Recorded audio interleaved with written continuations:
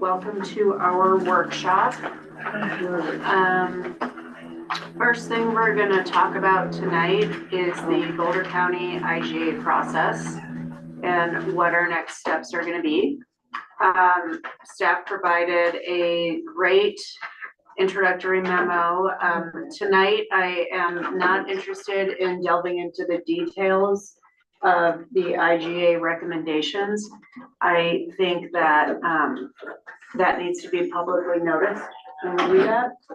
And so tonight we're just going to talk about process. Victoria, do you want to make any introductory remarks, or should we just dive in?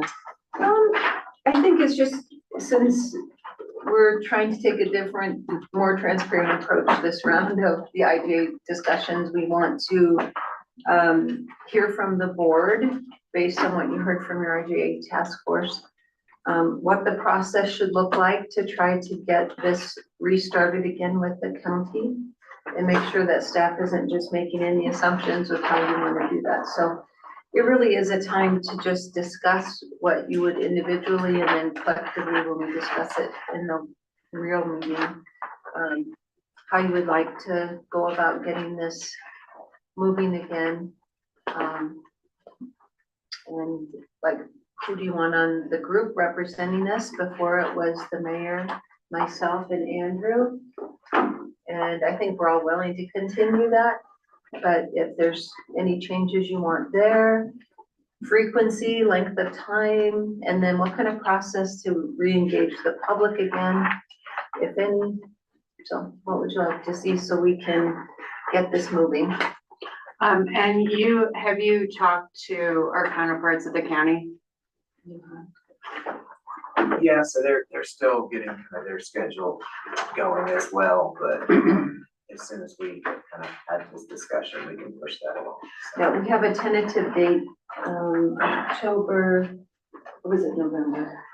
It was a ways out. It's gonna be, if we want Commissioner Loachman at them, we, have to schedule quite a ways out. If it can be staff meeting initially and bringing in the elected officials as we get something more in place, we probably can meet more frequently. October 23rd is the tentative start date for negotiations. That's when they would like to start negotiations. So right now we have discussing the process on tonight's calendar. And then we have another hour set aside on October 21st, first workshop to start getting into the meat.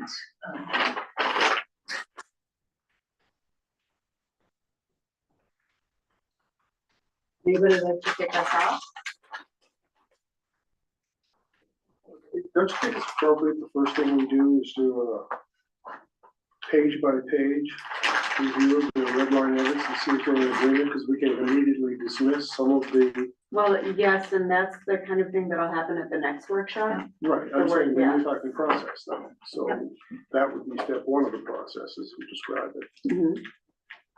So that would be what we would do at the next workshop. Gotcha. But it would be to come to that meeting prepared to discuss Exactly. each section Yeah.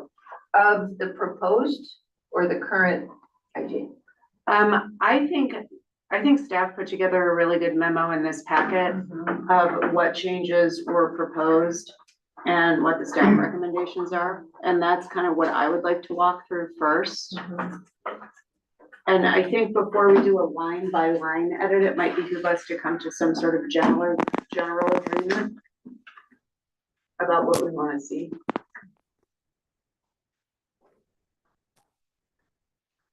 I'd just like to, I wasn't sure if this was this meeting or next meeting, when it looks like the parcels are listed, we visited most of these parcels. I just want to say how much I appreciated having that site visit, and I'm so glad the IG led with that, and I felt like it gave me a lot better understanding of what may or may not be suitable from a non-expert's opinion. Just, it helps. I just appreciate that being organized and us taking the time to do that, because I feel it gives me a better idea of what we're talking about.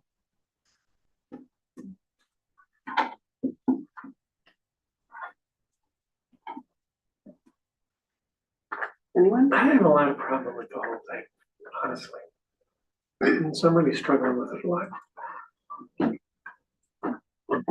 I'm struggling with the conclusions that were reached. I don't personally agree with a lot of them. And You mean by the task force? Mhm. Oh, so how we proceed from here with the county. Just kept running it over my mind last night, drive back up from the Springs.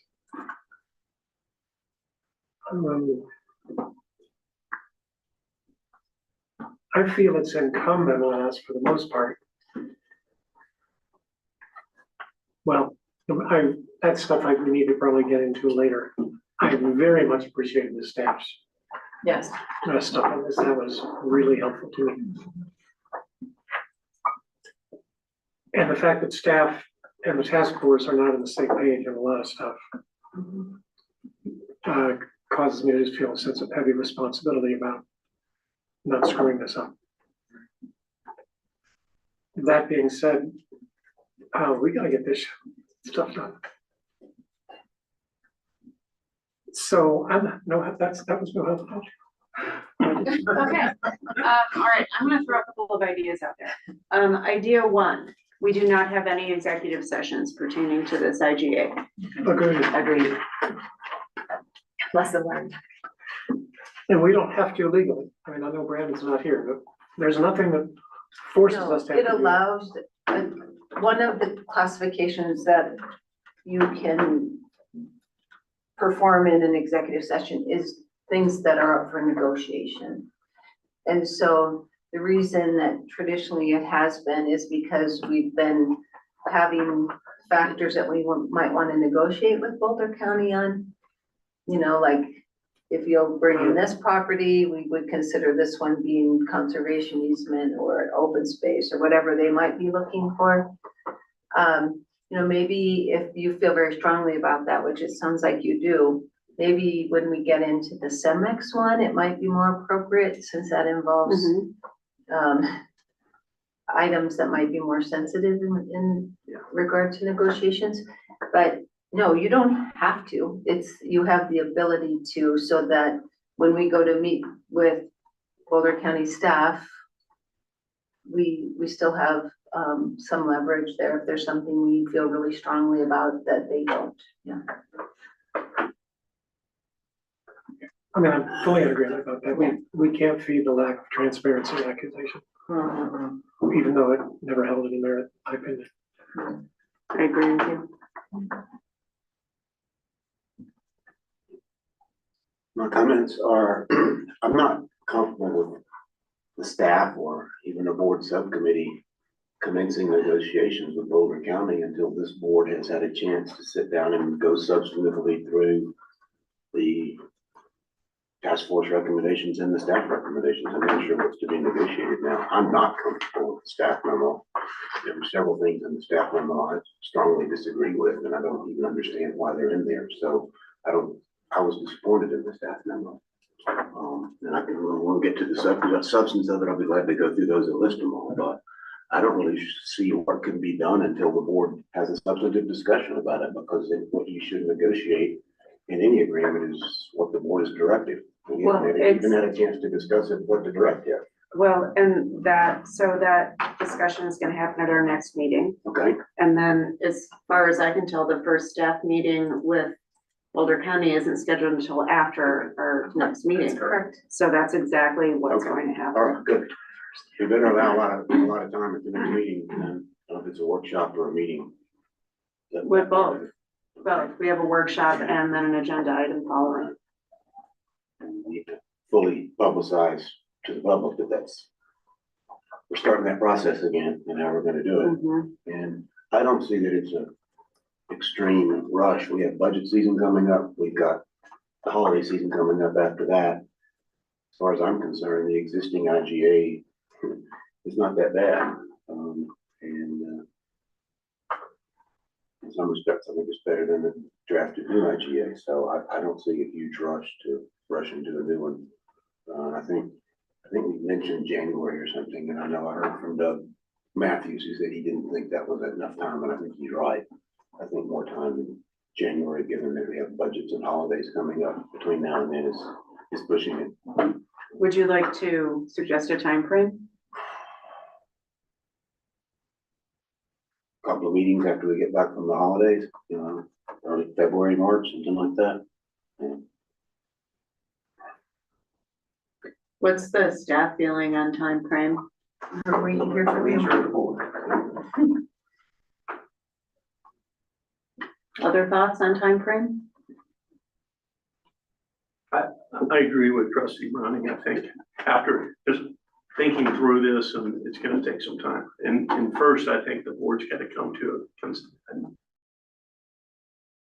consensus, is the word, but an agreement which way we're gonna go from a negotiation standpoint. Because I happen to agree with the task force recommendation and most of it, unless in agreement with staff recommendations. So I think we need to wrestle through that and come to some conclusions, which may take some time. So if you had to put a month on it. Yeah, February or March, probably. I just think with the holidays coming up and other things, it's gonna be difficult. And I'd rather make sure we're all in alignment before probably discussions begin with the county again. Yeah, I think, well, we have to be, I don't know if we have to be exactly in alignment, but we But do have to be in close. agreement. We need to be pointing in the We same need to direction. agree what we're going to be asking for. And I think it would be extremely helpful if we took some time to discuss our housing goals and policies. So I think that the more time we can give ourselves to do that before we come back to the IGA. And I was gonna bring this up as part of the discussion later on as to whether that is its own workshop amongst the board or whether we're going to create a task force around that.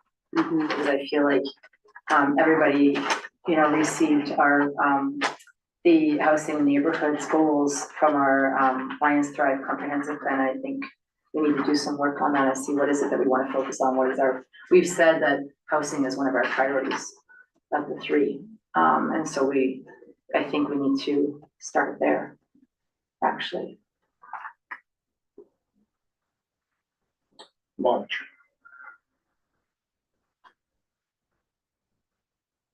Fun? I guess I don't have a specific timeline other than after we've all talked about it together and come to not necessarily agreements, but we get our ideas and everything put together. Mayor Pro Tem, are you okay with What March? risks do we have with Boulder County the longer we wait?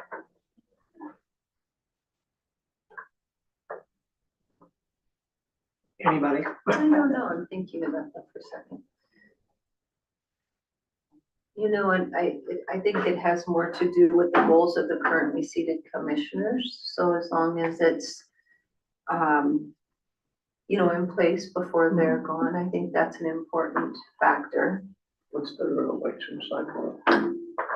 They will be, I don't want to ask that, Hannah's on there, but we can't ask her. Do you know what the Boulder County Commissioners, can you look that up while we're talking? I'm just- Yeah, Clara and Marta are on this ballot. So Ashley will be on the next ballot, I would imagine in 2 years. So we can confirm that while we're talking, but other than that, only the fact that it is set to expire, we just need to agree on an extension date for now. Other than that, they haven't expressed to us, concerns about that yet, so maybe we can ask that question when we meet with them in October. So it sounds like the general agreement is it would be nice to have it done by March if we can. And maybe see how the county feels about that. And then, so let's talk about public engagement and how we want that to work. I envision, I don't know if it would be a special, what I envision is a public information session, maybe at the library. Just to explain whatever it is we land on. A public information session to explain that, get initial feedback. And then perhaps we revise it, perhaps we don't, perhaps we make every single person in this town happy in the first go round. And so I think my thought is one of those would be sufficient, and then because all of our meetings are to be open to the public, I'm sure we will have lots and lots of input. during public comment. I don't know if anybody else has any other engagement ideas. So you may be talking like February. Maybe. We should have it pretty much nailed flat by then and ready to present to the public, right? I would hope, yeah. Yeah, And that's after the holidays. sure. Yeah. What are other people's thoughts? Is that enough public engagement? Too much public engagement? Well, we're going to talk about this in a workshop, right? You the meter, yeah. Yeah. Is that open to the public? Oh, yeah. All of our meetings are open to the public. Okay. So, or do we take input? Or do they just listen? They just listen during workshops. Public doesn't participate in workshops. We have a whole bunch of input. I think I'd like to be intentional around the public information session. I think, I don't have the answers, but I'd just like to find a way to reach out to everybody in this community so that I feel like every neighborhood is represented. I feel like the last couple of town hall meetings we held in the spring around this really, we really heard from a certain section of town. And I feel like I would want to encourage as much diversity from the rest of the community as possible. And I think we have to have some really clear guidelines as to how to engage. Do you have any ideas about how to do that? No, I'm just throwing those ideas out there because I'm still remembering how difficult that was in that setting. And I just want to be prepared.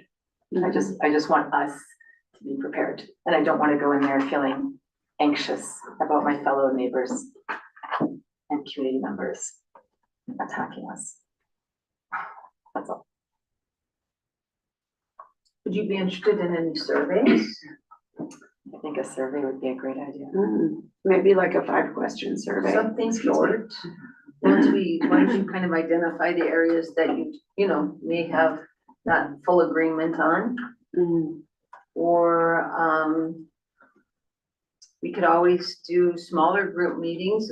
We've been successful before with asking HOAs if, you know, a couple of you can come and explain the importance of what's happening and get feedback from those folks.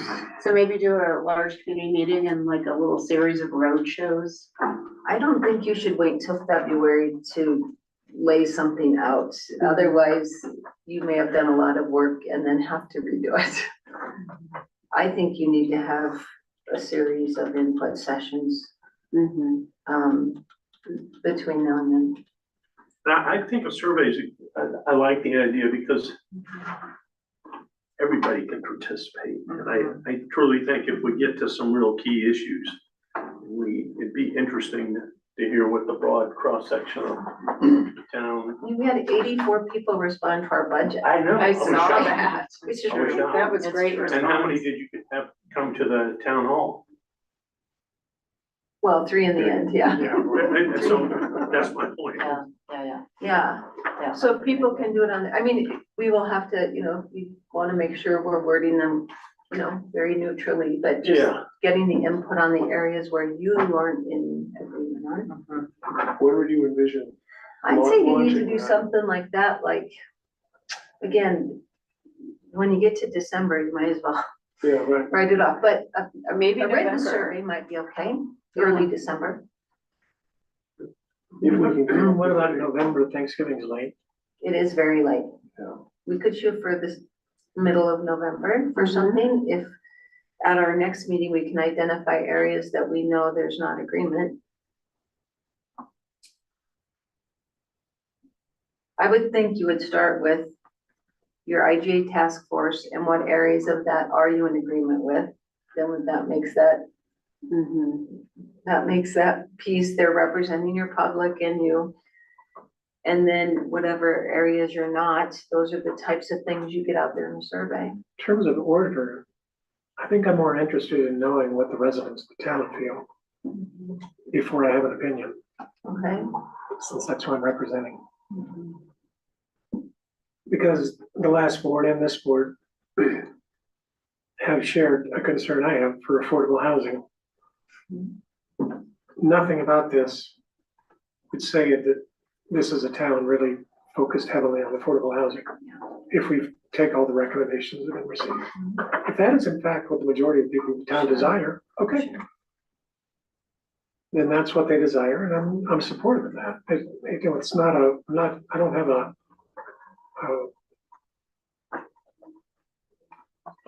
you know, my own desire is not why I'm sitting here. It's to represent the people, and what I've heard consistently is that affordable housing is a top priority. Well, let's check again and see if that's true for the town as a whole. If I may, Mayor Pro Tem, I would like to enlarge that to include attainable or workforce housing. And I would also like to include just housing in general. Like, I feel like that's a much bigger question. I mean, we can totally define it in those terms, but I think knowing where people stand, whether it's affordable or attainable or just plain housing, and what kind of housing is needed.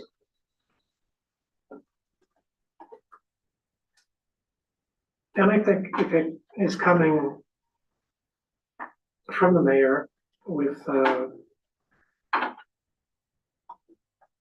just a very strong concern, if there's any time we've needed to hear from you since the flood regarding the growth and development of this town, this is it. Because we do have Lions Thrive, and we have this report, and the two don't always get along. So we need to hear from you now to say what really is your priority. And to me, that I would rather see that come before I have a personal opinion on these things. And I guess my follow-up question to that would be, would that survey then totally disregard our comp plan, where we already surveyed our community, we had 200 participants show up? I think it certainly states, summarizes what that has said, as well as summarizing what the task force has said. And then basically is saying, so this is what we've heard in 2 different places, 2 different times. And one thing that we are required to do every 10 years, and another thing that we have chosen to do because of the request of the people of the town. What is your pleasure?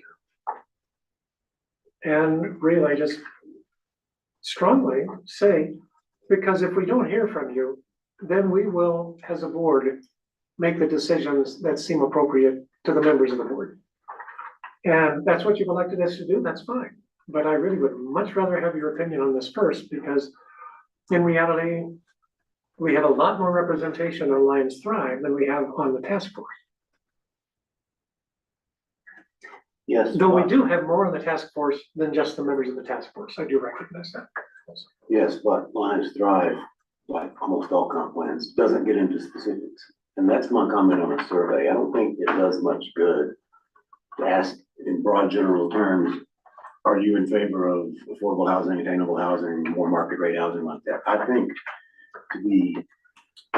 to give real guidance to the board and to frame the issues, a survey would need to get into some of the specific issues that always come up with affordable housing, such as, would you be in favor of donating town land to use for affordable housing? Would you be in favor of using tax dollars to subsidize affordable or attainable housing? Would you be in favor of using assets of the utilities funds to subsidize affordable housing? That's where you really get down to the nitty gritty, because I mean, think back in 2015 and 16, we were having the housing wars about Bone Park. If you'd done a survey back then and said, how many people in Lions are in favor of more affordable housing? You probably would have had a 90% yes, we're in favor. But if you asked the question of, are you in favor of putting affordable housing in a town park? We got an answer, which was 54% said no. So Well, I think surveys are only as useful as the specific kind of guidance you get from them in terms of general attitudes. And I think that kind of specificity maybe is not applicable to the IGA discussions, although I think it is very applicable in general. It would be great to know how people think about the details, because I think a lot of people are very supportive of housing affordability, which I'm going to use instead of affordable housing, because affordable housing unfortunately is being pejorative, which is really too bad. A lot of people are in favor of housing affordability until they realize Near them. that it's near them, that their tax dollars might go to help it in some way, shape, or form. So I think we do have to have those tough discussions, but I'm not sure that we have to have those tough discussions when we're talking about land use at the moment. I think that that's what drives the IGA. And I think that housing, attitudes about housing are what we're really in large part driving the draft IGA. And I just don't know, you know, I think it's good to get direction from people, but I think it's gotta be meaningful direction and not just generalities, which the comp plan, that's, as I said before, my problem with comp plans is they give broad, general support and stuff, but they don't really guide you when it comes down to, should we use, you know, town utility funds to subsidize housing? It doesn't talk to that. I think you need that kind of input, and I agree with Trustee Daddy and Mayor Rogan, and I've talked about this too. I think before we get to the IGA, which is addressing land use and particular housing use, I think it's important that we, this board, focus on what the town's goals for housing are, because there's things, those were set back into, the town's goals were set back in 2017, and a lot of things have changed since then. And I think we need to have those goals focused on before we start trying to adopt IGAs to fit those goals. That's why it's our next workshop.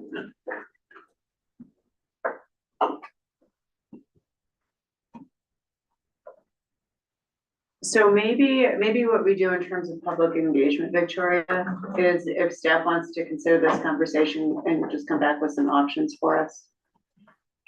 What you think might be helpful in moving the ball. I just remember the question I had as a follow-up to Trustee Browning. You know, the bigger question here, and I don't know how do you phrase this, but I think I would like to get a sense of whether the majority of this community is for growth in our community or not. I measure those words carefully because I'm a little concerned about the answer. Yeah, well, and I think you have to quantify growth, you know. We are no longer, no municipality is allowed to have any sort of growth cap anymore.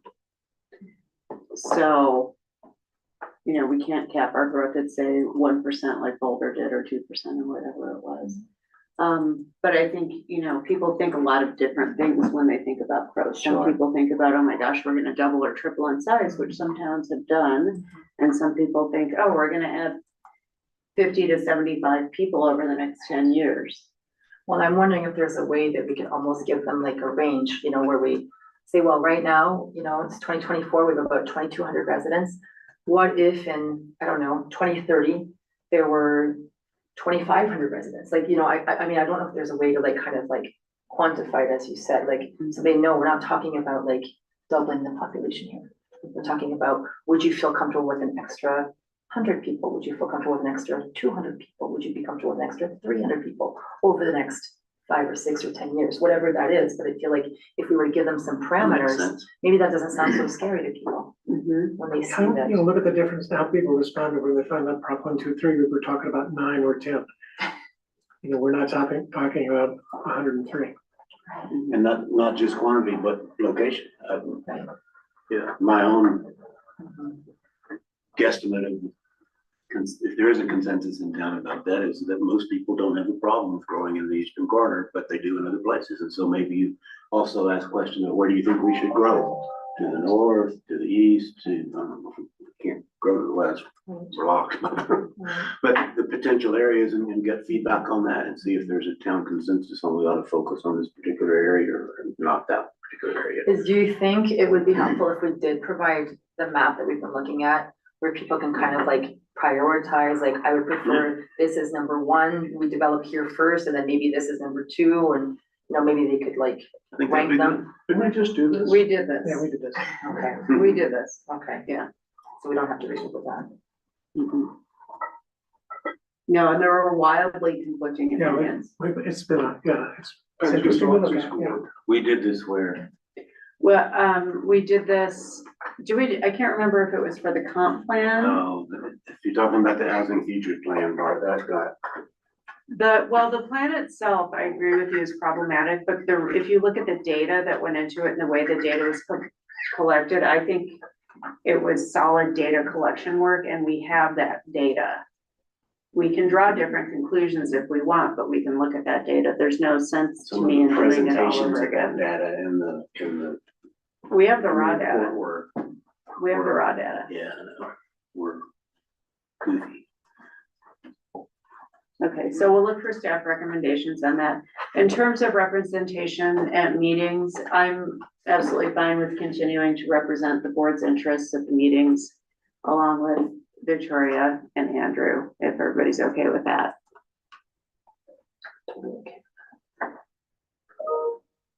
Anybody else have a burning desire to join?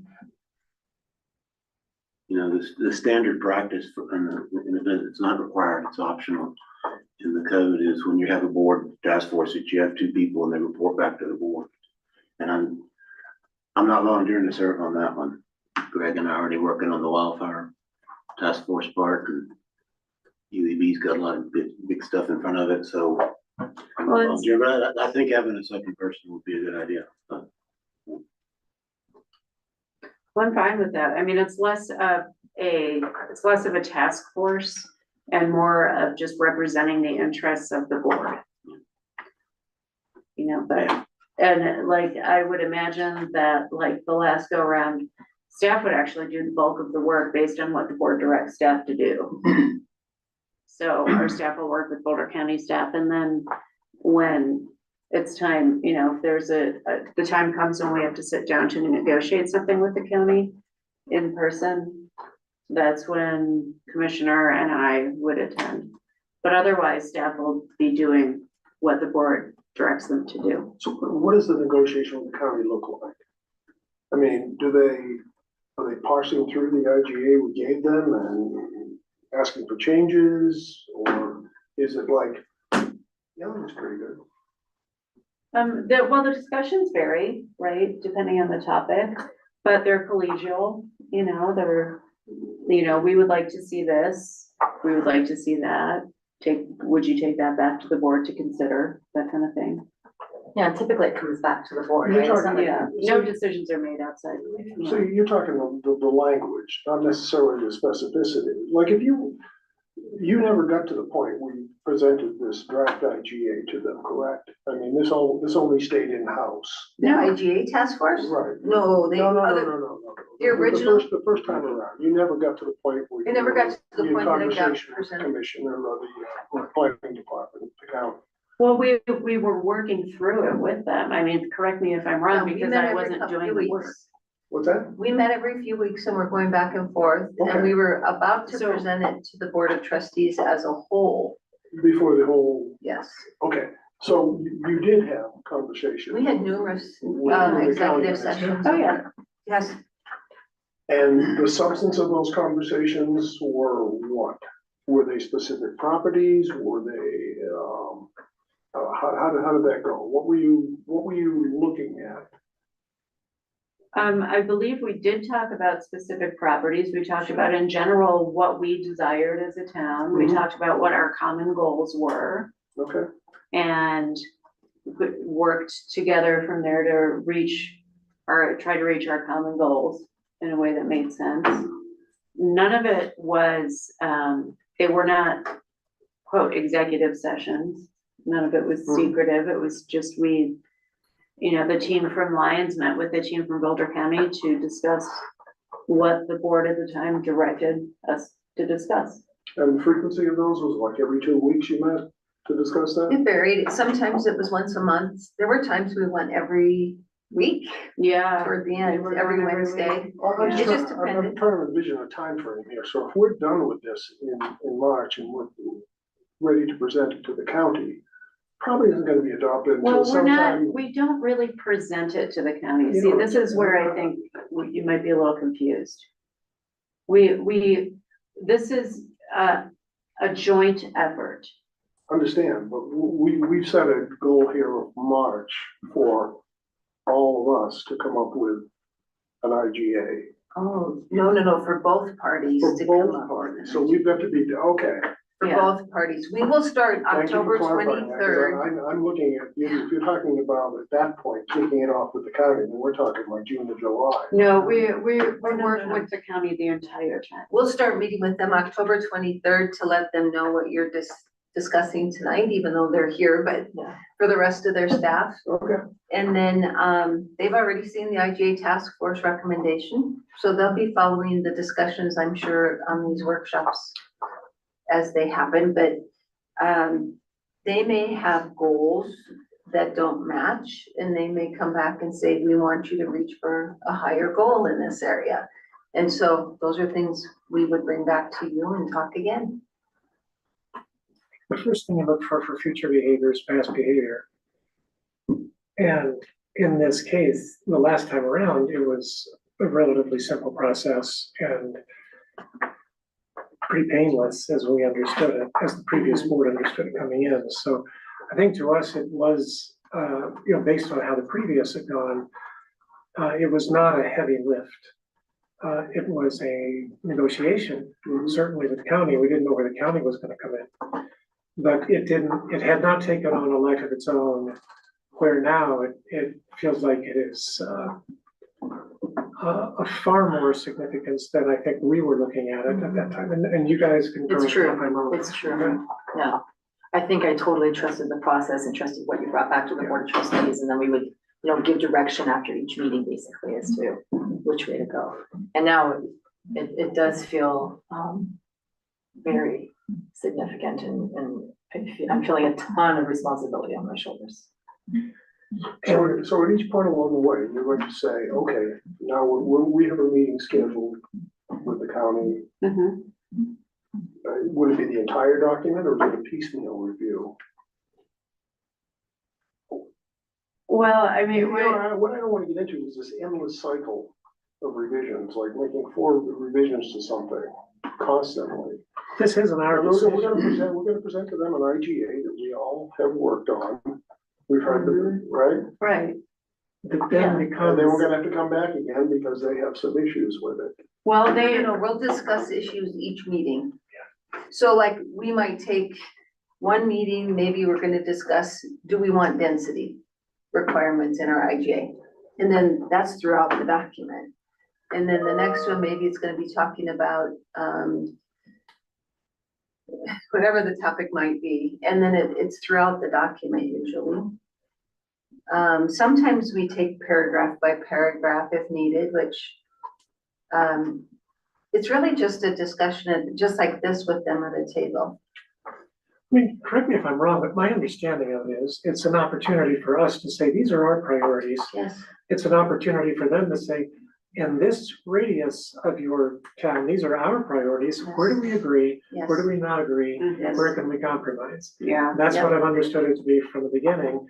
And what's happened here, which is fine, is that we are taking a lot of input locally before we actually are even beginning that process with the county. So we have our marching orders from the community, but then that's actually beginning the process with the county. And that's the stuff that I think will have to happen at the first of the year. I mean, that's, I think, when it hits, the warp speed in terms of getting things done. I think you're right, and I think to answer your question, so it is a collaborative process. So as Victoria said, if we take one topic, just for example, such as density, and this board agrees on an aspect of density that we want to see in the IGA. We go and we sit down with the county and we say, the board would like to see this in the IGA, and the county says, well, we're not so sure about that, but what do you think about this? And then that's what comes back to the board for discussion before we sit down and go through line by line, word by word, the legal document. Okay. So we'll talk conceptually. I think the way it would go is we would talk conceptually first, agree conceptually on what all the parties want, then go a little bit deeper into the details, become more and more detailed, so that by the time we have another draft IGA, it contains details that are agreed upon by both parties.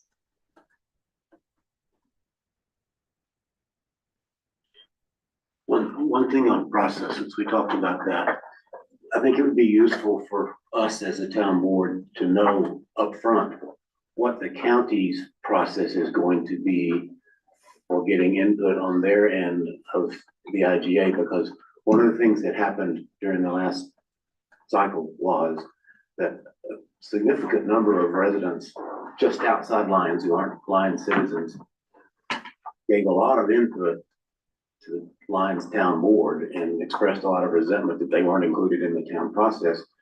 They were under the impression, rightly or wrongly, that their input was not going to be received by the county. And so there was a lot of pressure put on the town to get input from people that are county residents but not town residents.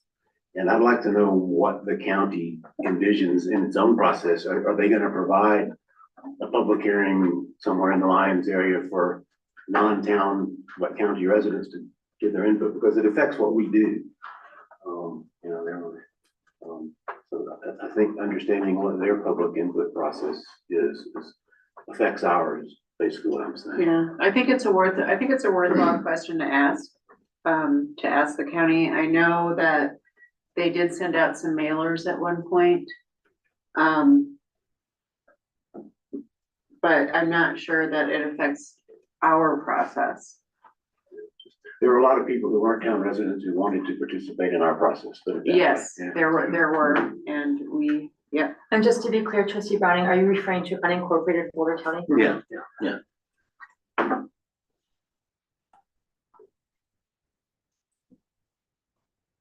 Did we ever land on, are we okay with me continuing to represent the board? I'm totally okay with that. Okay. Thank you. It was whether or not you wanted to know. That's right. I mean, if someone has a burning desire to join us for one of those meetings, I have absolutely no problem with that. It's quite possible that I would not have a burning desire, but I would have interest. You know, let me know where they are, and if I can work it out, I'd like to just, yeah, be there. Yeah, you bet. I think it could be somewhat disruptive if we had a different person in each one, you know, and you don't want to just join. You need kind of like the IGA task force, you would be really lost attending one, not knowing what had happened already. So I think it'd be That's best great. to have that person. And these If you want to negotiations are open to the public. I mean, they're in an office building. I don't know. Yeah. We'd have to ask. They're not posted as a public meeting because there's only one elected official there sometimes. Usually it's just staff. It's a working document until it's adopted by the boards.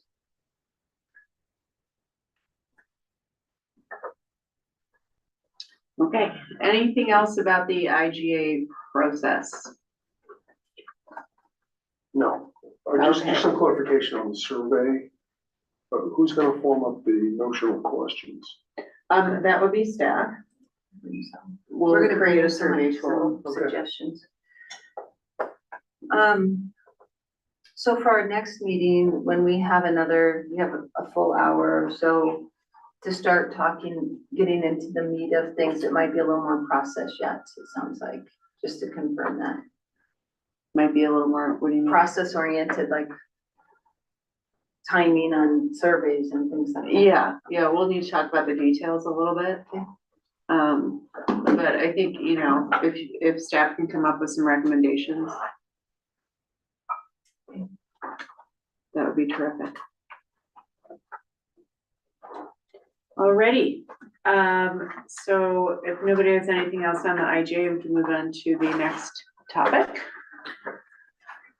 which is update on JVA wastewater treatment facilities master plan. There's one much here. Thank you, Mike. Change your page.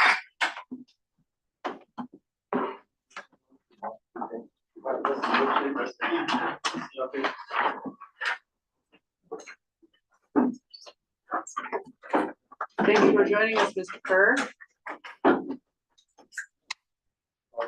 Oh, Don't that's sit on the right. boat. For the sheriff. Oh, God. Make sure you remember. Go figure. Okay, so we've had the presentation of the JBA wastewater plan by JBA. We then did have a meeting with the task force, with some of the trustees and some of the UEB to review what was presented.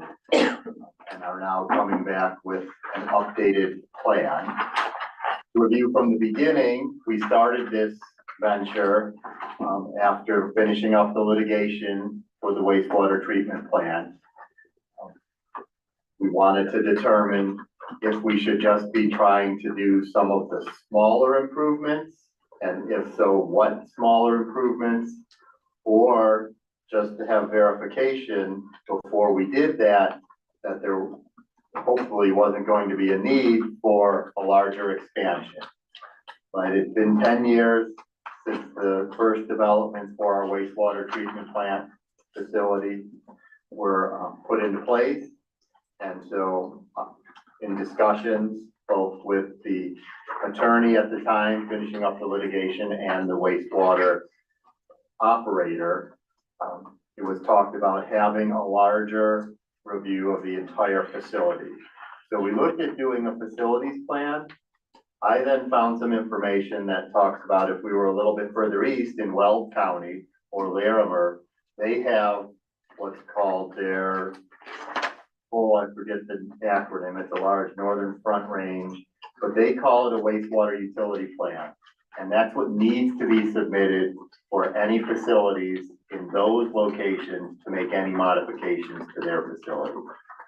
So we did not need to have that officially, but it appeared to be that would be a good document to have if we were gonna need to make changes. CDPHE said it could be beneficial. So we did start with the idea of doing a wastewater utility plan based on what I had seen for the Northern Front Range. After review, it did turn out that this was really more focused on the wastewater treatment facility than the entire wastewater utility. So some discussion back and forth of, should we still try to continue with it called a wastewater utility plan? Again, it might be a little more beneficial going to CDPHE.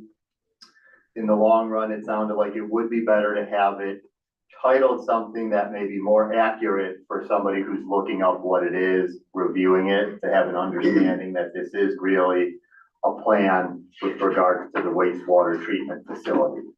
So that was where the change of name came in, from wastewater utility plan to wastewater treatment facility master plan. Again, since we don't need a specific wastewater utility plan, we could still use this to submit if it's helpful for us if we need to with CDPHE. I did want to include in there, right, the purpose of the wastewater treatment facility master plan is to develop comprehensive planning document to provide guidance for the town's wastewater treatment system. The plan should be reviewed as a dynamic working document, reviewed regularly and updated as conditions in the town's service area change. The plan includes historical and projected population data, wastewater flow and loading data, and evaluation of the existing wastewater treatment facility. Additionally, this plan includes a detailed alternative analysis and recommended alternatives for the wastewater treatment facility improvements. So again, just to emphasize, we were focused on the wastewater treatment facility.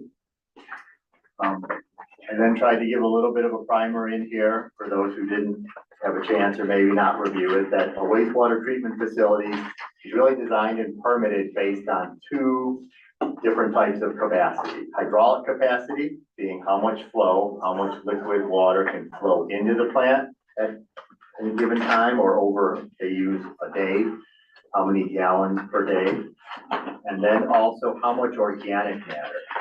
So it's the organic matter. When you hear us talk about BOD or high strength waste, that's really talking about the amount of organic matter that can go into the plant. And so our facility is currently permitted to handle up to 306,500 gallons of wastewater flowing into it per day, and 1,535 pounds of organic matter, or BOD5, as it's called. So that's what's allowed to enter the plant, because CDPHE feels that's what the plant can handle and treat without having problems. Again, that's not really talking at all about what's allowed to come out the other end, how clean it has to be, what needs to be done as far as reducing chemicals and others. That's just what the plant has said it's capable to handle.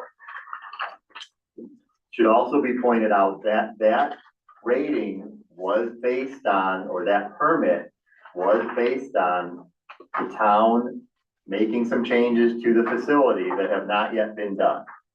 Because of the process of going from a previous independent permit that we had, or individual permit they call it, we switched to a general permit. There were some other changes going on about how that process gets handled.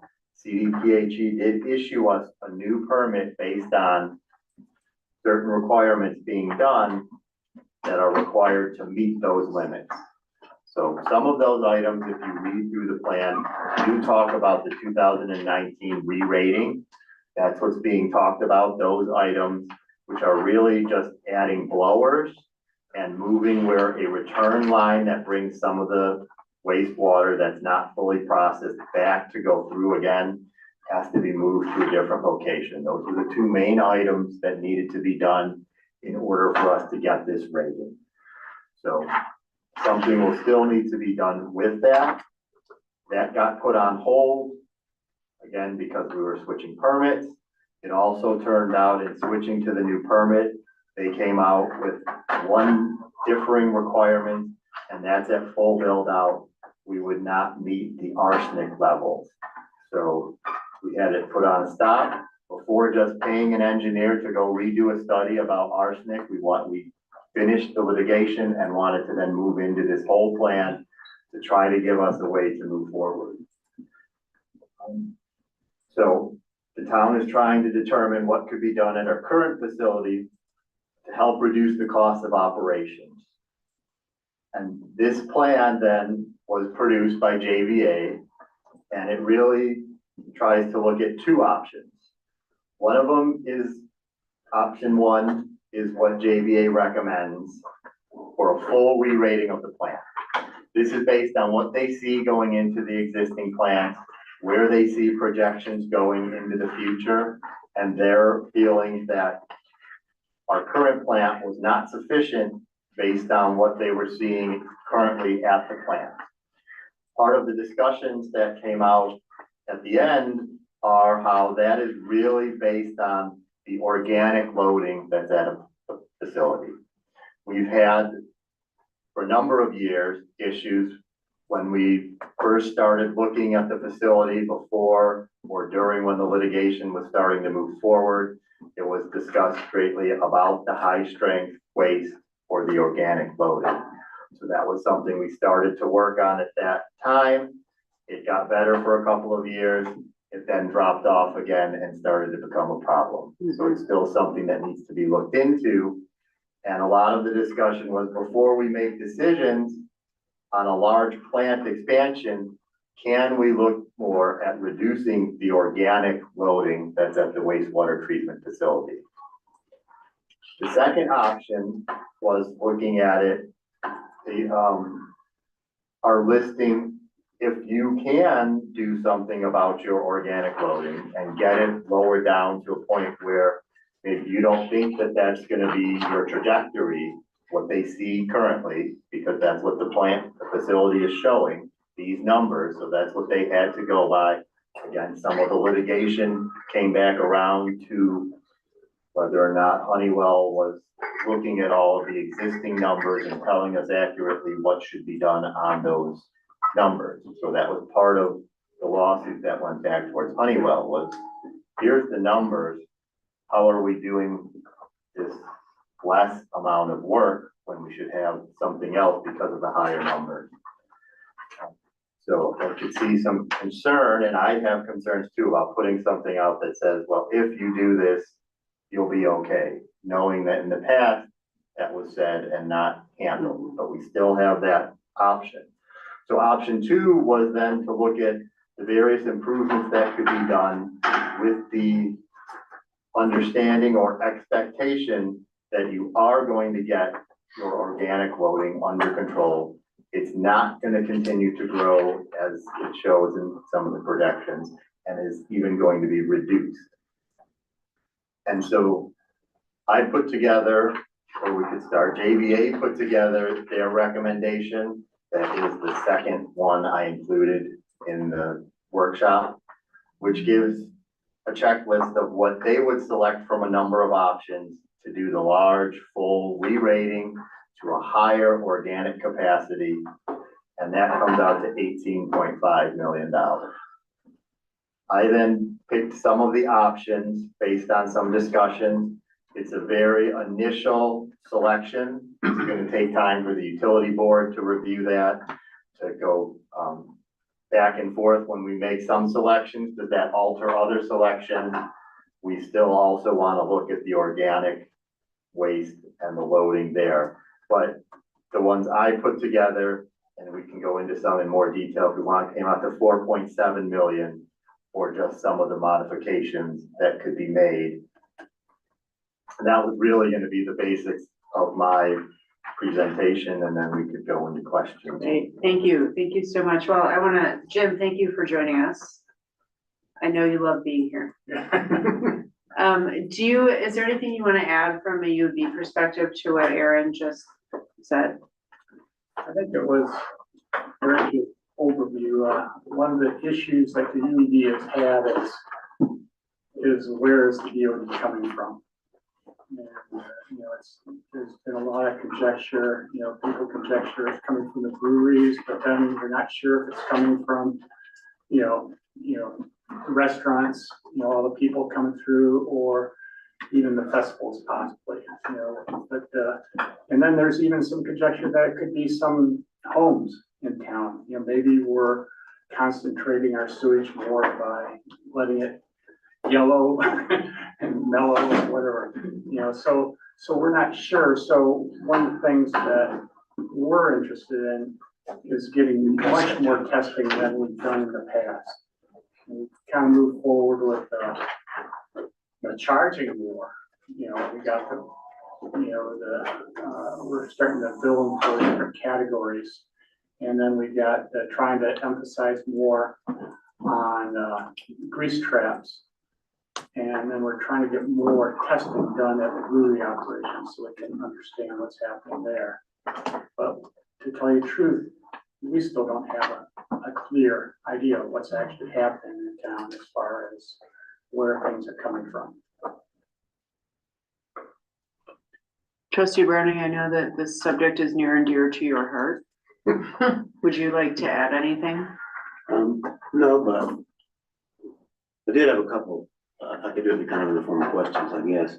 I guess my observation, I'll put it in the form of question is, would it behoove us, because this JVA study focused mostly on the facility, and basically, as you said, and as they said, it's a worst case scenario. If we don't do anything about the organic loading, worst case scenario, it continues to grow, and they recommend we would do these things, $18 million worth, which is probably beyond our ability. But would it behoove us to do a similar study, which JVA didn't do, it wasn't in the scope of their work, of what have we done in the past in terms of testing, grease trap compliance, that type of thing, and recommendations of, okay, if you want to get organic loading under control, what do you need to do? That part of the system separate from the plant before we start in with $18 million recommendation on the plant. I think there's some combination, part of it being, again, we do have the outstanding work to do the re-rating for this permit. If we start adding people in the eastern corridor, I think that's going to come up as a concern. The re-rating is supposed to be done for the eastern corridor lift station. So I don't know how long we want to wait with annexations coming in now. We also then have the operation. So I've been working for a little while to try to get our plant operator to really move forward on some of the BOD testing at places that we know they're already classified as high strength. So that's where we should start with the testing. And so if that's done, we see a problem, can we start to implement requirements because we can already do that? Again, part of the delay was it got much better for a couple of years. You could look at it, it dropped almost in half, and then it came back up in 23 and into 24. And working on this plan, and now we have a plan that we can actually use in saying, well, look, we're looking at possibly needing to do this huge expansion, or we need to get our VOD under control. So we have some leverage to say, here's why we have to do this. Otherwise, you're really part of the reason we have to do this huge expansion. So it could be millions of dollars based on if we found somebody with the high strength VOD. So I just had a second test done at one of the facilities that has much more water. That's the one thing we can look at, is how much flow of water there is. And so I think we should be starting to look at what we can do for at least looking at it, trying to come up with a combination of what smaller items can we put together to get the re-rating done. At the same time, be working on the high strength waste. The grease trap reporting has been looking really good. So I don't see it as coming from the restaurants. We can review all that, and now that we have this plan.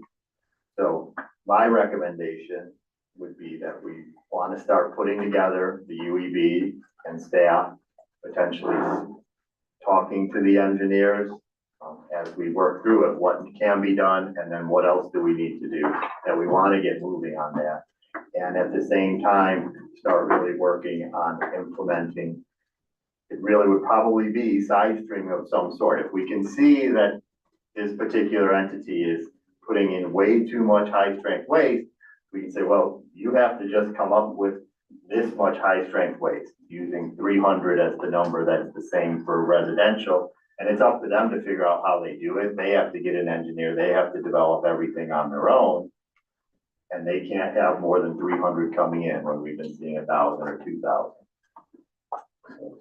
Yeah, I guess my question kind of more broadly was, is that something that the DOD control steps or process that we do, is that something you think can be done in-house with you and the town engineer and the UEB, or is that something that we need to get outside assistance on? And I know the plant operator can do the actual testing, but in terms of a whole overall plan of we need to try this, this, and this, and here's the skills we need, and here's our recommendation, is that something that we need to, because we spent, what, 60,000 for this study, and to me, before we spend even 4.7 million, much less 18 million, if we need to spend another 50,000 to get some expert advice on how to control BOD, maybe money well spent. So that's just my question. Is that something we can do internally with our existing skills and budget and that type of thing, or is more needed? We could, in talking, with engineers, you could have someone come out and really be on-site testing it, a bunch of various manholes around town, trying to find out if they can see where high-strength waste is.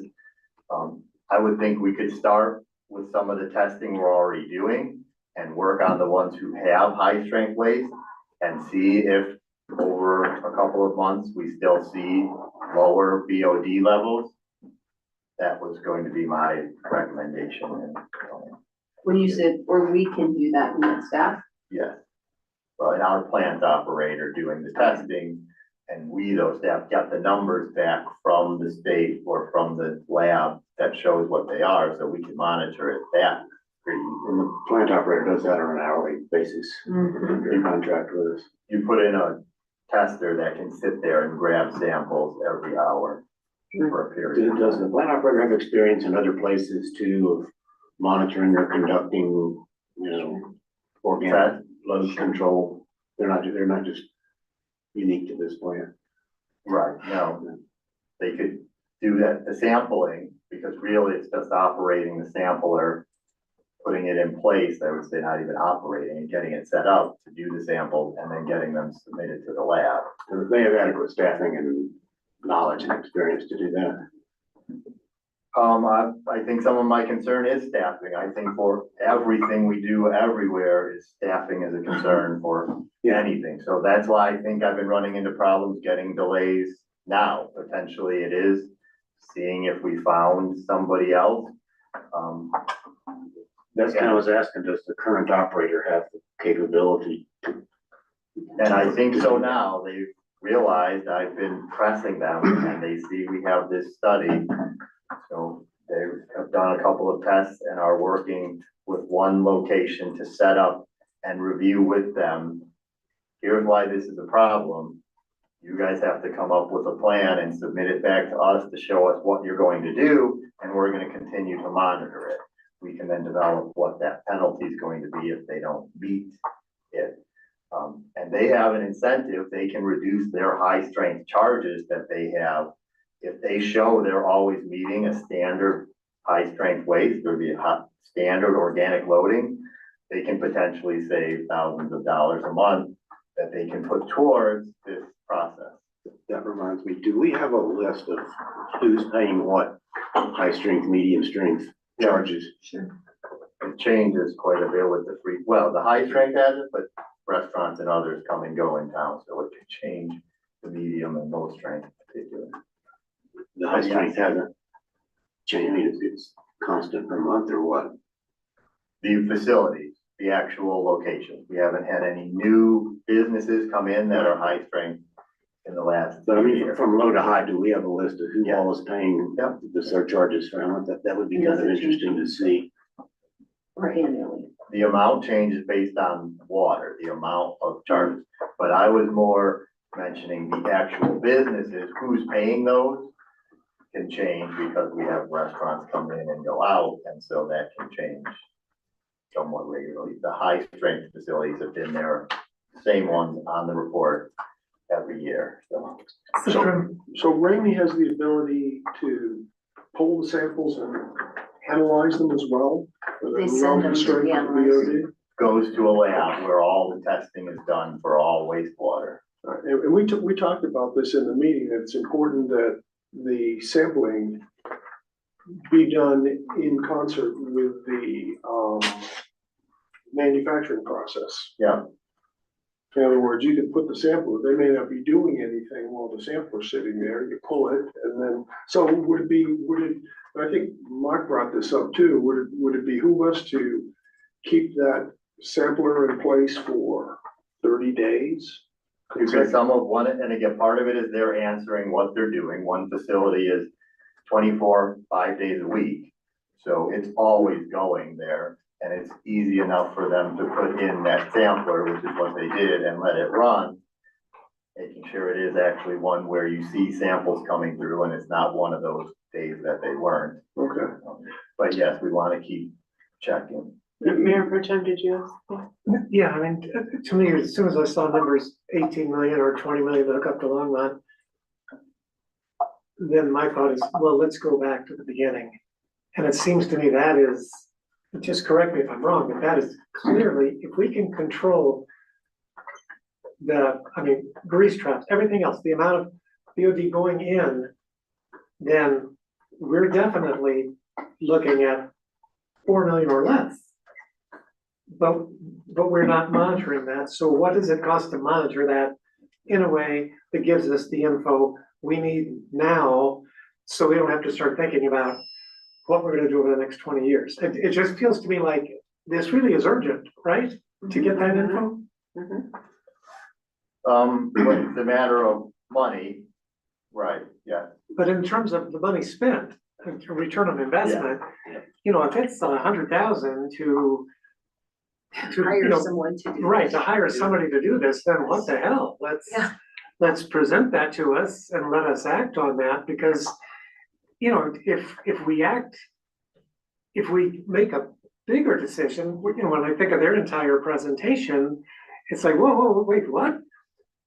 That, you know, and it's like back here at ground zero, boy, that'd be a reason to recall all of us, you know, as trustee members, if we haven't looked at that, you know, what's the best possible return at the least possible cost?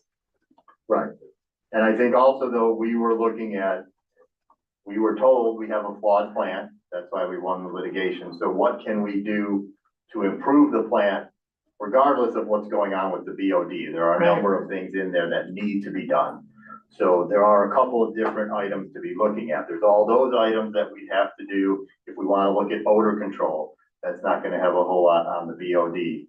If we need a bigger tank to let things settle more so we can have less liquid going out, there's some impact by the high strength weight, but it's also really based on the type of press or the centrifuge. So we were focused on that.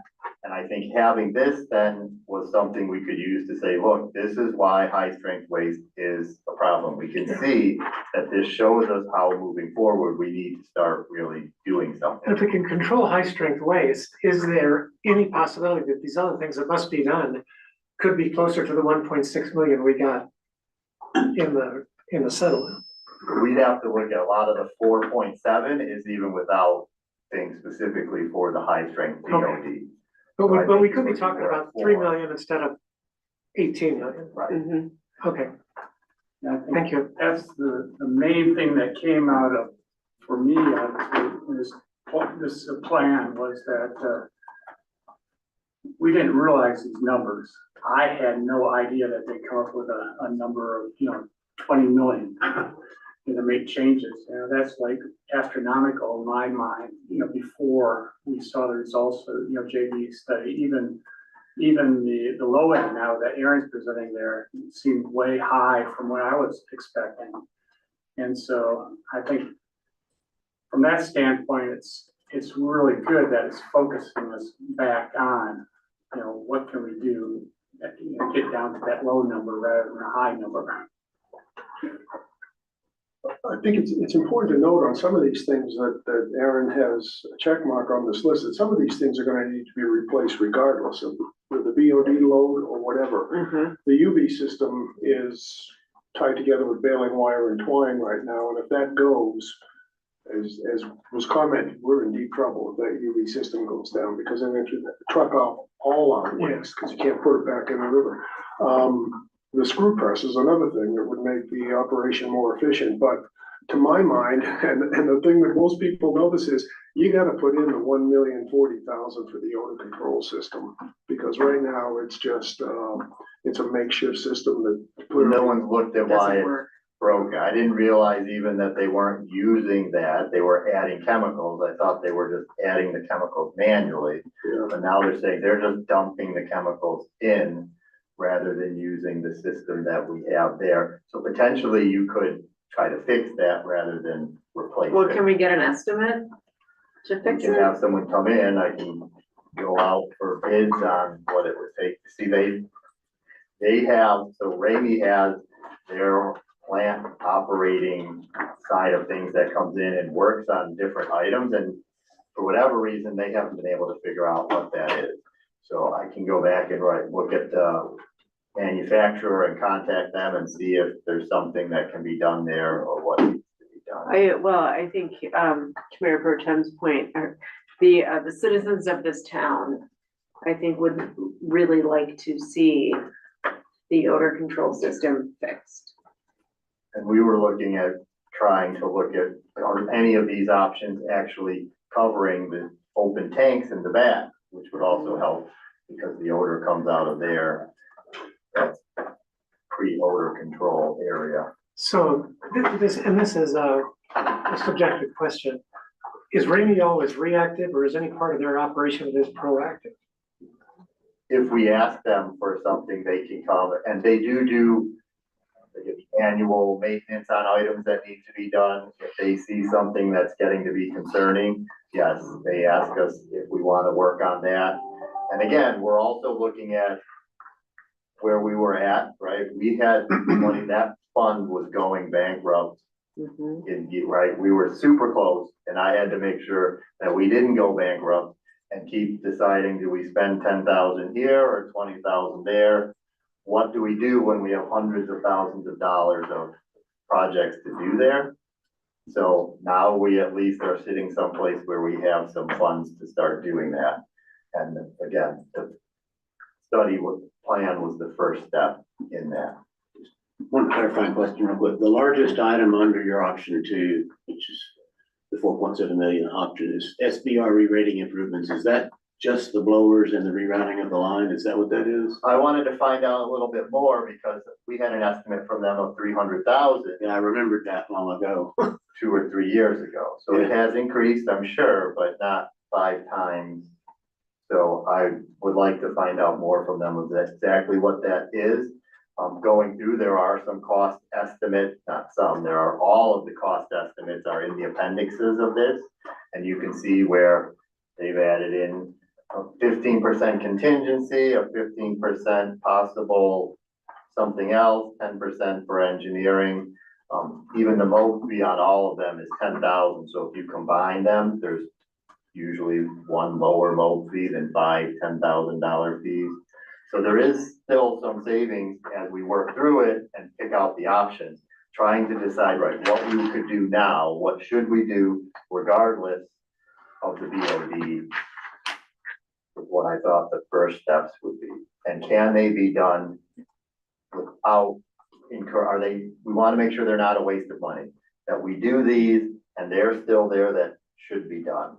If we're going to do the entire expansion, which I didn't think we were going to be headed towards, then we probably don't want to do any of the individual items. But if we can verify that we're starting to get the BOD under control, can we then do some of the individual items that will help with what we need to for the re-rating, just so that we can have that portion done? We could possibly do it in a couple of steps to get the first one done. We can look at it, again, is it worth trying to do all of them with some funding? So what's a time frame for moving in that direction? You thought you still need at least a few meetings, right? The UEBs that review, so a few months at a minimum. The VOD side of things, we're already working on. Again, I'm waiting for one facility to now have a meeting with them and see what they're going to do based on the second set of test results. So we can come back with We'll that look part. forward to updates. Any final comments before we close the workshop, Tori? Yeah, one more.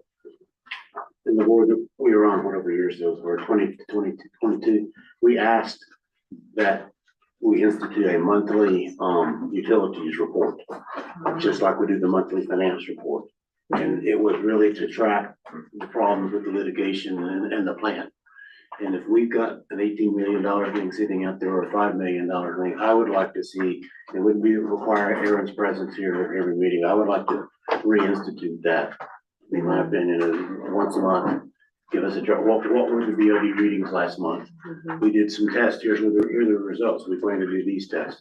But I really think, although it's not the sexiest thing to track in terms of dollars and cents, it's probably the biggest ticket item we've got on our plate. And I think it merits a monthly report, just on a status report of what's happened in the last month and where are we. Yeah, and again, in terms of money to spend, I mean, it's not like you have a lot of extra time because you don't have other things to do.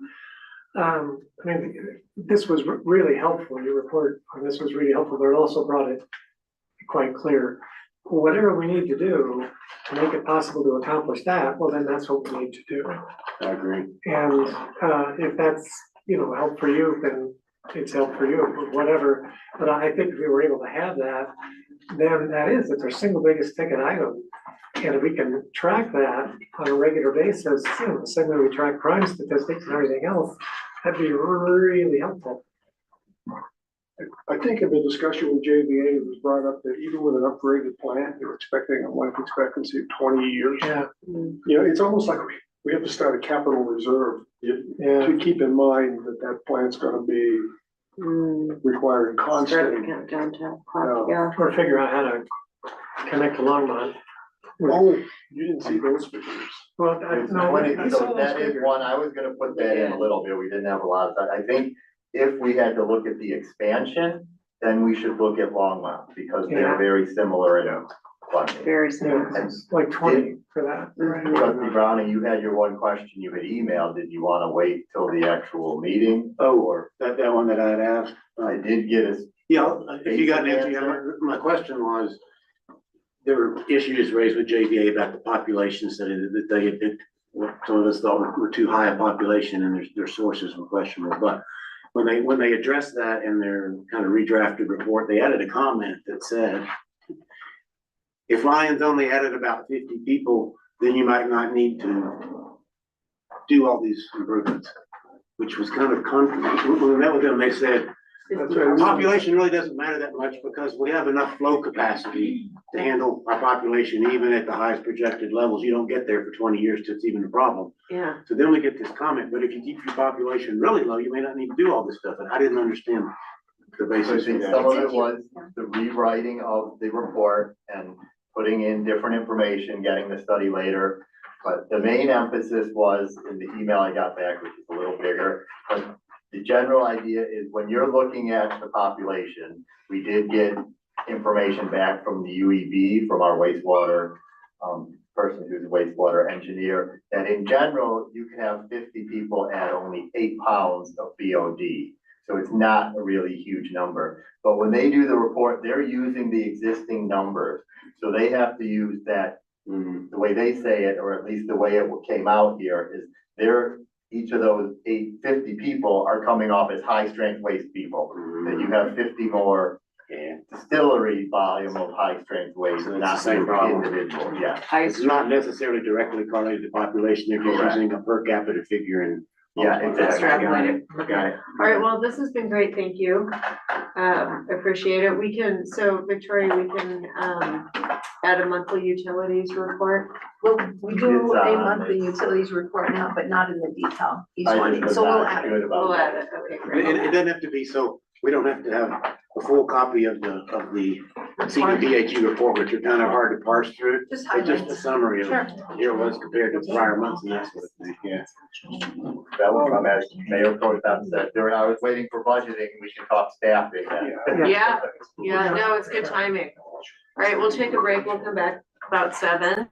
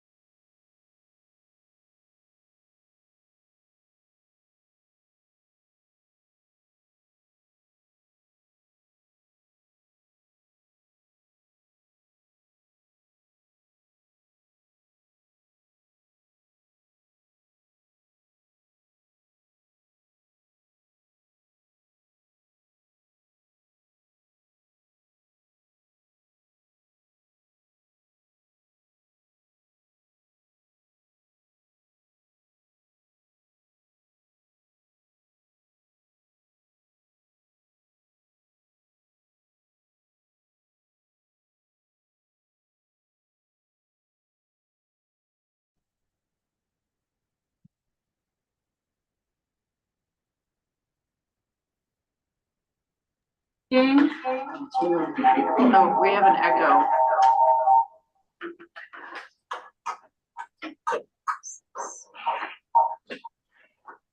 We good now? Okay, great, thank you. Okay, welcome, good evening, everybody. Thank you for joining us. I will call the Monday, October 7th, 2024 Lions Board of Trustees meeting to order. Can we have a roll call, please? Yes, Mayor Rogan. Present. Mayor Pro Tem Williams. Present. Trustee Hamrick. Present. Trustee Dottie. Present. Trustee Lowell. Present. Trustee Browning. Present. And Trustee Dillman. Thank you. Please rise for the Pledge of Allegiance. Pledge allegiance to the flag of the United States of America and to the republic for which it stands, one nation, under God, indivisible, with liberty and justice for all. Thank you, everyone. I will read the land acknowledgement, then we'll take a reflective moment of silence, keeping in mind, I think, tonight again, our friend and compatriot, Nick Angelo, who is still in the hospital. I know we're all sending our prayers and good wishes for health and healing his way and comfort his family's way. We must acknowledge with respect as non-native people that the land on which we stand, live, and learn is the traditional territory of the Ute, Cheyenne, and Arapaho peoples. We also recognize the 48 contemporary tribal nations that are historically tied to the lands that make up the state of Colorado.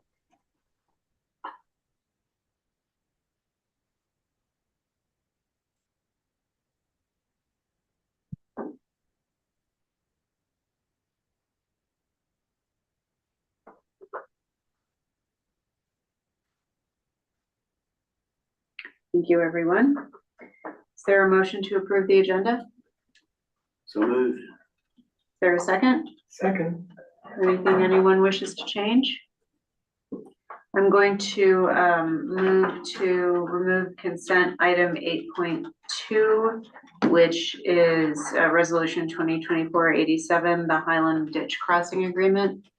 We're going to be discussing that at a future date. Is there a second? Second. Okay, we'll vote on the amendment. That motion passes unanimously. Anybody else? Anything else? Okay, we'll vote on the agenda as amended. And that also passes unanimously. Thank you. Alrighty, now is the time for audience business. So if you would like to address the board during audience business, please come on up to the podium. I think Dolores has a sign-in sheet. Please state your name and address for the record. You'll have 4 minutes. We ask that people keep the subject matter of their comments pertaining to the town as a whole and address the entire board versus addressing one board member. And then after everybody who wishes to speak during audience business does so, then the board will have an opportunity to respond and staff will have an opportunity to respond. So, welcome. Sure, thank you. Thank you for having me. So sorry, I just have remarks to read. Good evening, members of the Board of Trustees. My name is Sarah Lorang. I'm chair of the town's Historic Preservation Commission. So speaking on behalf of our commission, we're asking for your support in designating the Historic Preservation Commission as a referral source for building permit applications within the Lions Historic Downtown area. Specifically, we're seeking to review permits involving demolition, new construction, or exterior modifications. The historic character of our Main Street and surrounding areas is not only a vital part of our community identity, but also a driver of local tourism and economic vitality. Under current design guidelines and zoning regulations, most of Main Street's historically significant buildings face a real risk of demolition or alteration in ways that could permanently erase these historic features. Without safeguards, our unique architectural and cultural heritage is vulnerable to irreversible changes that would strip Lyons of its distinctive character. So until more robust protections can be established, we propose this immediate step just to ensure the commission can provide input on projects within the historic downtown area. By allowing the HPC to review these permits, we can work proactively to advise on ways to maintain the historic integrity of our downtown, supporting thoughtful preservation while enabling progress. Naturally, should any member of the HPC ever have business before the town regarding the historical downtown area, they would of course be required to recuse themselves from any proceedings. So we look forward to collaborating with the board, staff, and our community to achieve a balanced approach that honors Lyons history and paves the way for a vibrant future. Thank you for your time and consideration. Thank you. Next, we have Lori Cran. Hi, good evening. I'm Lori Cran. I live at 102 Estes Court. And I'd like to say, first of all, thank you all so much for all of the work that you do on behalf of Lyons. And I really appreciate it. I love Lyons, and I think all of you are a big part of that. So thank you for your dedication. Dear Town of Lyons Board of Trustees, the Historic Preservation Commission and the Lyons Arts and Humanities Commission would like you to consider retiring the language "good old days" from town brochures and verbiage on town folders. We thank you for swiftly removing the decorative "good old days" flag from the Main Street Ute Highway in front of Smokin' Dave's Barbecue Restaurant.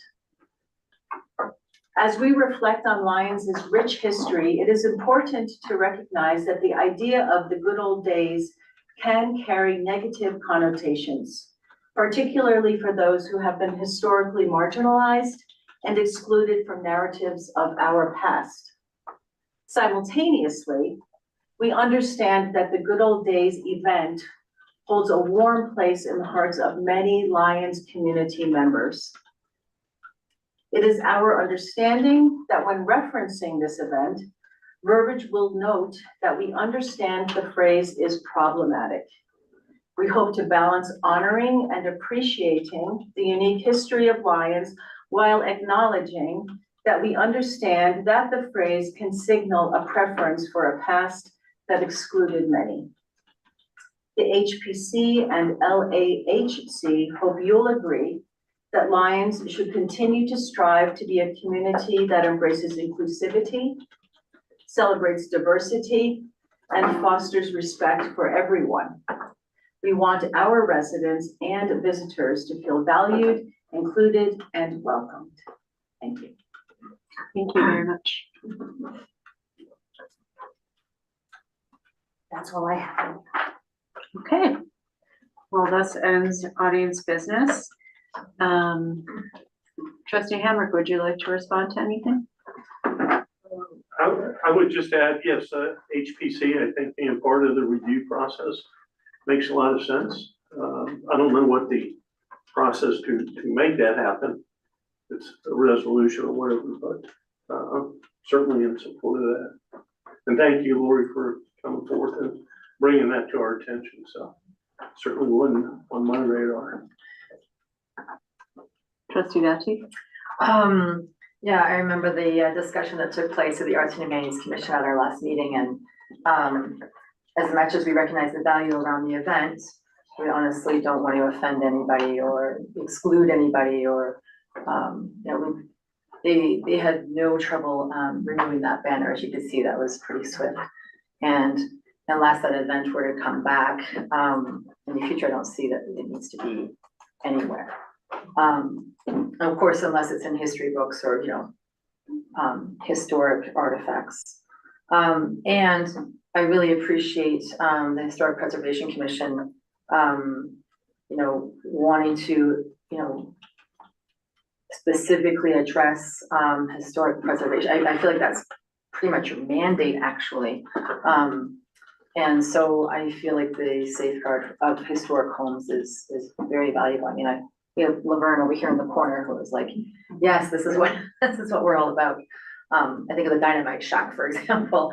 I mean, there are lots of historic homes in Lyons that we would hate to see demolished. So, If you guys want, I have a list of kind of all the properties on Main Street. And there are only 3 structures that are actually nationally protected.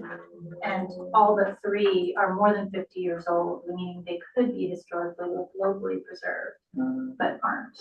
So basically every other building on Main Street could be demolished, and there's nothing stopping that. thank you. Could you get that to us, please? I mean, not right now. If you could just send it in to Dolores, let her. I'll Let her, email them. yeah. Thank you. Well, I appreciate your sentiment, Lori, on the good old days. I wonder, I haven't been up there recently, so I wonder where it fits in with the museum and all the artifacts and displays that are up there. You would have to coordinate that with, get the lady's name, who's the, yeah. Yeah, my understanding is that the event itself, the Good Old Days event, would still be honored and it would be acknowledged at the museum, but it would be contextualized to understand that this was not, an event that was about excluding people. It was an event that was around the history of Lions. And so I think that the two could work, well together. I think it's like, documents like this that has Good Old Days on it for somebody who doesn't know, coming into the town and be like, what's this? Maybe I'm not welcome. Yeah. So it's really more of an outward facing. Thank you. request. Usually we don't have back and forth for audience business. Sorry. That's all I have. No, my fault. Okay, sorry. Mayor Pro Tem?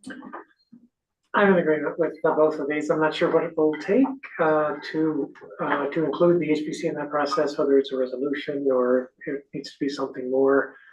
But I certainly would like to see that happen, and the staff could get back to us with what the specifics would be related to that, to make sure that that takes place. We don't have enough safeguards as it is, and so I think having them with that is terrific. Also would like copies of both of those distributed to the board if that'd be possible, if you guys could email them. With the unveiling of the coming of the youth statue, I want to say I believe that there's much more that this town needs to do to recognize the nations who are here before us than the brief acknowledgement we make at the beginning of our board meetings, or the more detailed acknowledgement we make at the beginning of the HPC meetings. I think that much more needs to be done, and we need to be thinking about creative ways of dealing with that in the same way that this nation needs to be thinking about creative ways that we deal with those who were enslaved here before the Civil War. Both groups need to be treated in ways that are redemptive. So thank you for bringing that to our attention. Trustee Browning? As far as referrals to the Historic Preservation Commission are concerned, referrals go out for major development reviews to all town boards and commissions, right? So I think HPC should be on that list, but for minor development reviews, we don't normally send out referrals to all other town. No, we don't do it for minor or for building permits in general. Yeah, for general So- building permits, so, yeah, I don't, I think working them into the major development review process is wise. And I'd just like to say, I'd like to see a couple of major development permits be requested in downtown lines, because we haven't had any for a long time, so that'd be a good thing if it happens. And I agree, when we first created the HPO, the Historic Preservation Ordinance, we tried to strike a balance between something that had some teeth, but not too many teeth. Because honestly, we wanted it to pass so that we could become, God, what's the term? CLG. Thank you, a certified local government. But I think it's a great idea to change the charter of the HPC would take, I believe it takes an ordinance to do that. So I'll look forward to staff input on how a process like that might work in terms of HPC reviewing different things. Certainly want to know what the planning staff thinks about that. And Lori, I couldn't agree with you more. When I first got on the board of trustees, I heard from 3 different people of color that they didn't come to Lions because they didn't feel welcome in Lions. And I think that that's the result of many, many things over many, many years. And I think that the actions that you're suggesting are easy to take and move the needle. And I think contextualizing your history is really important. And to Mayor Pro Tem's comments about the Native communities that were here before, I couldn't agree with her more, which she knows. And in fact, I intend to bring up the topic of what might it look like to actually begin a process of doing a doing a reparative process with the Native communities that exist today in this area. So there's that, and I'm curious to know if there's any staff response. This is the first time hearing about this, so, we're happy to look into the actions it would take to do both of those things. And bring that back to the board so you can discuss it and direct us if you want to do that as a board. Great, great. And I think it would be helpful to, Sarah, if you have examples of other historic preservation bodies in other local governments that do something similar, I think it might be helpful to have those examples too, as we look at this. Okay, thank you. All right, so next up, we have Paul Capps on Zoom. It's a follow-up from the Summit Housing Group and Highland Property Management regarding Lions Valley Townhomes. As folks will likely remember, if you were here, we had a number of residents from Lions Valley Townhomes who came and expressed some pretty significant concerns to the Board of Trustees. There was a follow-up meeting with Administrator Simonson, Trustee Dottie, myself, Mr. Capps, and Matthew, what's Matthew's last name? Allen. Thank you, from Lions Valley Townhomes. So the board requested that Mr. Capps come and address the board. So here we are. We have a number of questions for you, I think, Mr. Capps, but first we would like to hear any input you'd like to give us regarding the situation at Lions Valley Townhomes. Sure. Thank you for the invitation. Let me say that after that call a few weeks ago, I think our staff has worked diligently to try to be careful of tone and interacting with residents, to be more communicative and responsive. I think we've taken a number of steps in the last month, and as far as I hear, the feedback is good. We've created a Facebook group. I think you'll have to forgive me because I do not do Facebook or have a Facebook. So evidently we did one for the community of Lions Valley Townhomes. May have been some technical issues with that. Another one was established within the last 2 weeks. We gave residents a QR code, which they could join that group. Not everyone does Facebook, so it's not a catch-all. But we've also started doing newsletters to every resident every other week. We've just completed our second one yesterday, events, upcoming items that need their attention. Staff has also created a master email list and a phone list so we can communicate a little bit better there. We have experienced, as lots of others have, challenges in staffing. The office has not been staffed as much as we would like. We have had people on site 2 days a week for the last few weeks. That seems to be doing well. We've been successful in hiring an additional person out of our Longmont office. And once they come up to speed, we will be staffing that office 3 days a week in Lions, which is good. So I think positive steps. Excuse me, I'm sorry about the crash over there behind me. I think positive steps have been made, and we're moving in the right direction, in my opinion. I haven't had any negative feedback, but normally those things get back to me pretty quick. So I think things are moving in the right direction. We're certainly open to have discussions as to how we can continue to improve, but I feel good about the direction. Hopefully our landscaping will be finished here within a couple of weeks. We've got dedicated staff working on that. And I think we did address the concerns that came up in the last Board of Trustees meeting through a written response.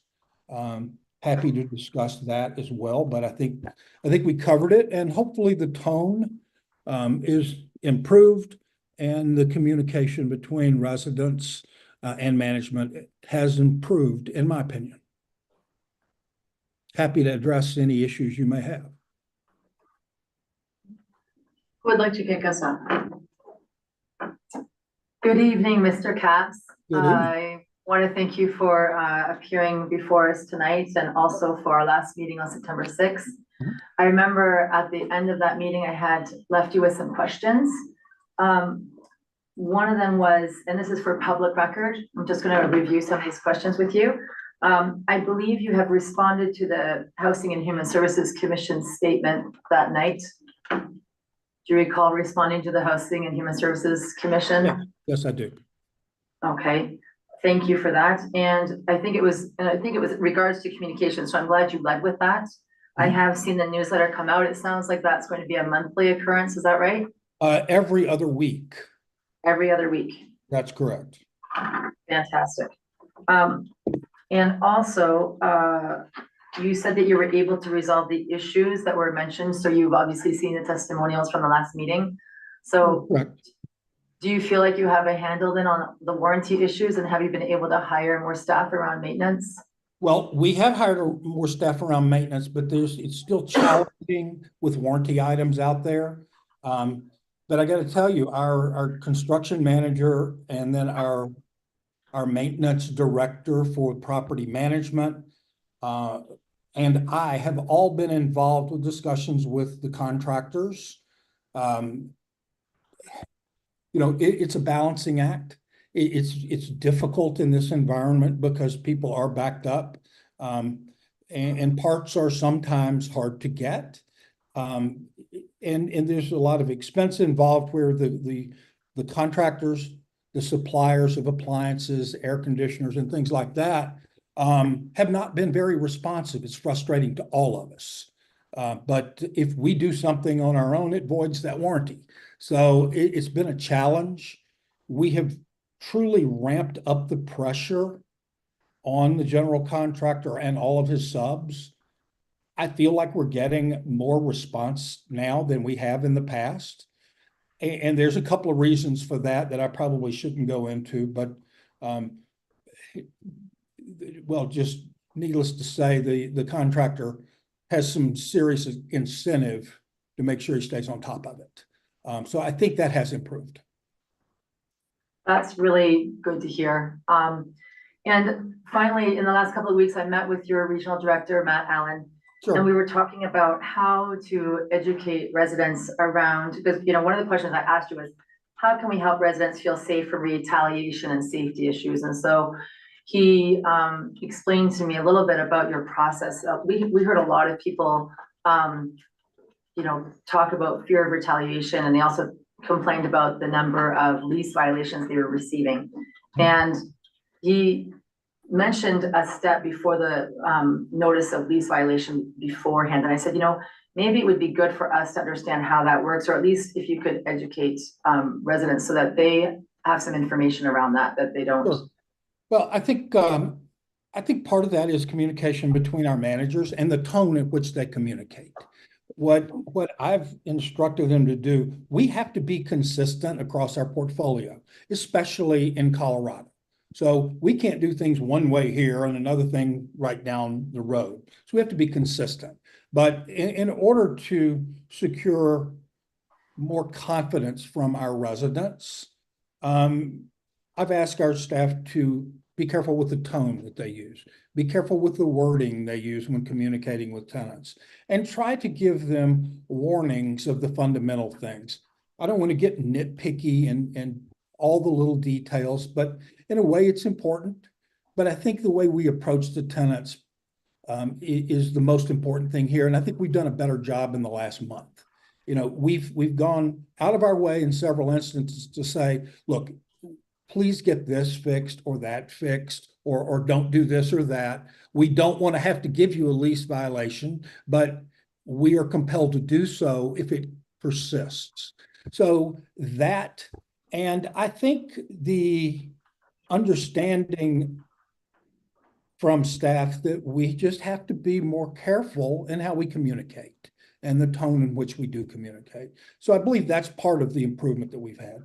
But to retaliation, you know, there's no good way for me to sit and say to this body, well, we're not going to retaliate. I can't do anything but tell you we're not, and we can't legally. All right. We have restrictions, certain standards, rules, and regulations. We don't retaliate. I've never seen retaliation in the 10,000 units of affordable housing that I have managed. It's just something that's not done. You know, there may be situations where a manager doesn't get along with a specific tenant, but the manager is responsible for simply biting their tongue, keeping their personal feelings aside, and moving on and doing what's best for the company and the property. Retaliation never comes up to us. It's just not an option, and we don't do it and won't do it. So hopefully the tone in which we communicate with the tenants mitigates some of that concern, and it seems to have over the last month. Well, I'm glad to hear. I know there was a lot of concern about people being, expulsed from their rental, from their home. And there was a lot of anxiety around that. So I think that's when the violation notices decrease, then it's going to make people feel a little bit calmer. I think so, and I think we've already seen that. And so I have just one last question before I let somebody else ask a question. So moving forward then, who should be our main contact between you and Matt Allen when addressing issues? Just contact me. Just Come to our contact me. attention. Just Okay, come just straight contact you to me. directly? Yeah. Okay then. Anybody else? Trustee Lowell? Yeah, hey, Paul, thanks for Yes, showing up tonight. certainly. You may not remember me, but I was back on the board in. I do, I remember. Thank you. Not many people do.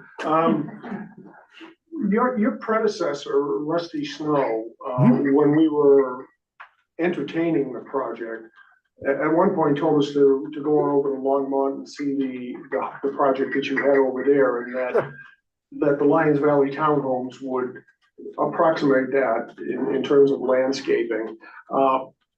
I'm glad to hear that you're going forward on the landscaping, but I have a couple of questions on that. It's a little late in the year to be hydroseeding. And furthermore, my question is, do you have permanent irrigation for all that seeded area? We do not. That was not part of the scope. Again, if you remember, Trustee Lowell, that I kind of inherited this project and have tried to kind of push through and complete. So permanent irrigation was not a part of it. And honestly, it would not be, I would say, cost prohibitive if we did a traditional multifamily structure where you had two or three story walk-up apartments. But with the single family homes, the cost of irrigation is substantial. I will say though that I have found that hydroseeding this time of year is the best time of year. It's been very hot, very dry. I thought we would have it hydroseeded last week, but I think Jason Fish, our maintenance director, working with the town, with Aaron, decided it'd be better to work on a couple of projects with Aaron that we prioritized. And he plans to hydroseed next week. Hopefully slightly cooler temperatures and maybe we get a little moisture, but we're going to put some temporary irrigation on it nonetheless. Now, I'm come from the west, from the eastern part of the country, right? The southeast. We don't normally overseed grass or seed until November. You know, we're waiting on those temperatures to turn and the moisture to increase in order to germinate. We may be a little late here. I was skeptical though, because it's been quite a hot, dry fall. At least every other week I'm in and out of Denver, it seems that way. And we've checked the weather, and I think Jason has too. But we did, Jason has kind of built a hydroseeder on his own that is is quite large, and I would think we'll hydroseed it now, and we'll come back in the spring and do it again, just to make sure we get a good stand of grass. And we'll try to do a better job than the contractor that put the landscaping in. We'll try to do a better job staying on top of the irrigation, moving around. Jason is creating some temporary irrigation. But I don't have the funds to do permanent in-ground irrigation there. I appreciate that. Thank you. And my other question had to do with the number of newly planted dead trees that are up there. I walked through the neighborhood quite a bit, and I think I counted somewhere between 25 and 30. Is it Yep. your plan to have those replaced? Absolutely. And if you have any input as to the best time to do that, I'm all ears. Fall is normally the time I found, November-ish, and we may need to do that a little earlier in lines than what I'm accustomed to. But please give me the input you would like on the timing to do that.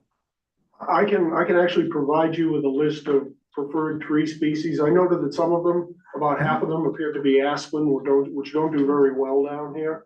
So I'll I'm make sorry, an you effort to said get they're a, aspen and they don't do well there? No, No, they they do don't. not. Low? No. Okay. Yeah. So I will make it a point to get your preferred tree list. Sure. Thank- Could you thank email that? Victoria has my contact information. I can send in the I code. will do that. Okay, The thank tree- you very much. And do you have any input as to timing of planting those trees? Right now. Yeah, and also it's important, and as you probably know, I think the reason those trees died is because they didn't have appropriate irrigation to them. as That's well. correct. That's 100%. Okay, thank you. I've got a secret weapon with doing that when we get these things planted. It's just what is the appropriate timing? And I think Jason Fish knows that and has researched it, but I want to make sure we're all seeing eye to eye. Look, I like trees. I've got a farm in West Tennessee that's got 600 acres of trees, and I'm all for it. I want more, but I also don't like to see them die. I want to make sure we put the right ones there at the right time to give them the best shot at taking hold before it dries out, June, July of next year? So, Mr. Capps, without permanent irrigation systems, I understand they weren't part of the scope. And knowing that you're gonna do hydro seeding and plant some new trees, what's the plan to keep the grass and the trees alive in the long term so that in another year, we're not back where we started here? Well, that's a good question, Mayor Roden. We're gonna have to keep the temporary irrigation up till the grass takes hold. We're working with Aaron and using a drought tolerant seed mix that I think is used in other places. I don't think we will look like the beautiful lush green irrigated lawns at the property next door. It'd be nice if we could, but I think we'll have to continuously overseed this project. But we want to make sure we get the weeds out, get good grass up, and get it established. And if we have to come in for a couple of months next summer and put up temporary irrigation, we'll do so. Okay, I would love to see what a long-term plan looks like for Sure. just making sure that the landscaping is sustainable in the future. Well, I don't want to go to the expense of having to redo it every year. It's definitely not No. cheap. No, and you know, I don't know how, I've got an idea of what irrigation would cost for all of the entire property. I simply just don't know where that comes from, so hopefully. no, it'll be nobody's temporary. asking for that. I Yeah. don't think anybody's asking for that, but you know, perhaps the tenants could be partially responsible for watering the trees Sure. and the grass. I'm just Absolutely. throwing that out there, Well, but just I so that think- there's a plan. Yeah, I think the tenants, and I'll have Jason coordinate with Aaron to kind of find the best practice here. I think the tenants watering the trees is an excellent idea. The grass may be a little bit bigger, but if we put temporary irrigation out, we could ask if they water it X number of hours a day if possible, or we could put timers on it too. So those are the Yeah. couple of things that we've talked about. Okay, great. Trustee Hamrick? Mr. Capps, thank you for taking time tonight to attend our meeting. Back on the September 3rd meeting, I was absolutely blown away by all of the citizens that came and spoke that night that were paranoid of eviction. And I thought, what a horrible way to live. So hopefully, I wasn't part of the meetings you guys had. Hopefully some process and procedures were put in place to avoid that. But I would like to follow up, in a few months with the citizens and get their input to make sure things have gotten better. Because I realize there's staffing issues. I realize there's construction defects. There's all those. That's almost in some respects noise from all the people that were they were crying. They were just, it was horrible. And hopefully you watched the video from that meeting, sitting here in person. It was very impactful. So we don't want to go through that again. I'm sure you don't either, but I think we need to, it sounds like you put some processes in place. It's either process or managerial issues. So that's your job to run that and fix those things. But I would like for us to put some checkpoints in place to make sure we aren't here in 3 months having this discussion again. Well, look, I don't want to hear it either. And let me say, with all due respect, there are two sides to every story. And Sure. normally the truth's somewhere in the middle. And I'm not trying to be antagonistic here, but there are, and over the past few months, there's been a small number of tenants somewhat stirring the pot. And let me say with 100% certainty, some of the comments made at the meeting were not true. Okay. But what we want to do is get past that, move forward in the right direction. And I think we've got some things in place to do that. And I think our management, understanding that it's different with what the project we have in Lyons than it is traditionally. I've managed 10,000 units, 200 properties, over 100 municipalities, cities, and towns. Do you know the number of times I've been asked to appear before the Board of Trustees with tenant complaints? It would be one, and this is it. But Lyons is a unique place, and this is a unique property, and I don't think that we can take exactly the same approach that we do everywhere else. We have to adapt. I hope and I believe that our staff has done that over the last month. I feel that we're in a better place and headed in a better direction. I don't want to evict anybody. And I made that statement to a couple of trustees, to Mayor Rogan and to Victoria. I mean, it is a horrible way to live. I don't want that for our residents. We want to have happy residents. We want to have residents that stay there and take care of our properties for a very long time. I want it to be so boring for our managers that they don't have anything to do because the tenants are paying their rent. They're following the rules. We have no issues, no problems. So the manager's out washing their car in the drive. I don't know. I don't care. As long as everybody's happy and we have a good fundamental working relationship with the tenants. So that's our goal. Can I make a suggestion, Mr. Katz? Sure. I've attended a few meetings of the tenant association that has come together over the last month. And I think it would be very beneficial for you to maybe include a spokesperson or at least communicate with a spokesperson from that association so you have that direct dialogue with them. Let me say that they have, or I'd be happy to give them my number. They can call me at any time. But what we cannot do in a group setting is discuss specific tenant issues, right? Right, we get that. I think the communication issue is why Matt created the Facebook group so they can discuss. It's why, and we could get permission from all of the tenants to share email addresses and phone numbers and things so they could discuss and communicate between themselves.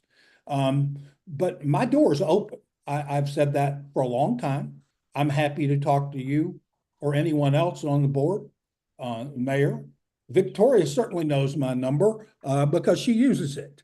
But I'm happy to talk to any tenants if they have issues. No, the Board of Trustees does not want another situation like happened a month ago, neither do I. So we've got to do a good job to make sure that doesn't happen again. And I don't want to hear from my staff that people feel threatened by them, because that's not going to cut it. And I'll take care of that real quick. But I think that from the feedback I'm getting, I think we're heading in a much better direction. Mayor Pro Tem. Thank you for being with us, Mr. Capps. Yes. I didn't hear anybody talk about retaliation. What I heard them talk about was intimidation. Just want to say that up front. Okay. Second, corporation is known to its shareholders by its profits. Right. It's known to the community by its culture. And I don't know anything about your plethora of companies. I know about one community. I really don't know anything about your 600 acres of trees. I know about individual yards where trees were planted that those who planted them knew absolutely nothing about high desert and knew nothing about how xeriscaping can actually in some ways be much cheaper than trying to landscape in other ways. Yeah. I am not impressed with a company that has a lot of power and a lot of income that wants to talk about the ways in which the residents, in fact, may not have been speaking truth and not clearly addressing the ways in which the company was specifically insensitive to the individuals in the community. So I'm sorry, but I'm quite skeptical about a lot of what I'm being told here tonight. I've been on the board of Fortune 500 companies, and a culture ends up being at the bottom what it is at the top. The way this company's culture has presented itself at the bottom in this particular setting does not speak very well for the company. Maybe your shareholders are happy, but I, as an elected official in this town, continue to not be. Okay. And I appreciate your comments. Again, I think we made some mistakes early on. We didn't have the right people in place or the right procedures. All I want to hear about are your mistakes, not the mistakes made by tenants. The ones with one dead tree in their front yard. Okay. Well, what I just said was we made mistakes early on. We had staffing issues. No, I think we had the wrong people in place. I think we've corrected that. So I'd like to focus on how we move forward. You know, we're going to replace those trees. And if you have, look, I'm not by any stretch an authority on high desert landscaping. So we're wide open to having those discussions. If we need to go a different direction, we can do that. But hopefully we have the right tenants and the right people in place on our side and are doing things in a better fashion. I believe we are. I believe we're making progress, and we won't know how well we're doing for months, but we're going to stay on top of it and make sure we're moving positively. Thank you. I would say we'll know how you're doing, not in months, but much sooner than that, because we're in constant conversation. I hope that's the case. Trustee Browning? Yeah, try to make this quick. Paul, how are you? Yes. Long time no see. Yes, good to see you, sir. Just one quick, mostly future-oriented question. Sure. As vacancies occur from time to time, as they do at all residential places, how is your company going to make sure that the existence of vacancies and the qualifications for new tenants are advertised in Lyons or promoted to Lyons residents? Because there's always people in Lyons looking for places to live. We have a perpetual shortage of rental property. And what are your plans for letting people, Lyons residents, know about vacancies? Sure. And first of all, we have to work off the waiting list that we've established. And that we have to purge that list. Some people go on to find another place to live. But the first point is the waiting list. And I think we pledged to Trustee Daddy and Victoria, I know, we'll certainly let them know when we have vacants coming up. And while we can't jump that waiting list, if someone is on that waiting list, that's where we have to go first. But we want to advertise in Lyons. We want Lyons residents or people that would like to be or improve their living condition in Lyons to be right there on top. Again, we are required to work off of that waiting list, though, so that's the first stop. But anytime we have vacancies, and most of the time we'll know a month in advance, we'll certainly let the word out. Just out of curiosity, what is the waiting list like right now?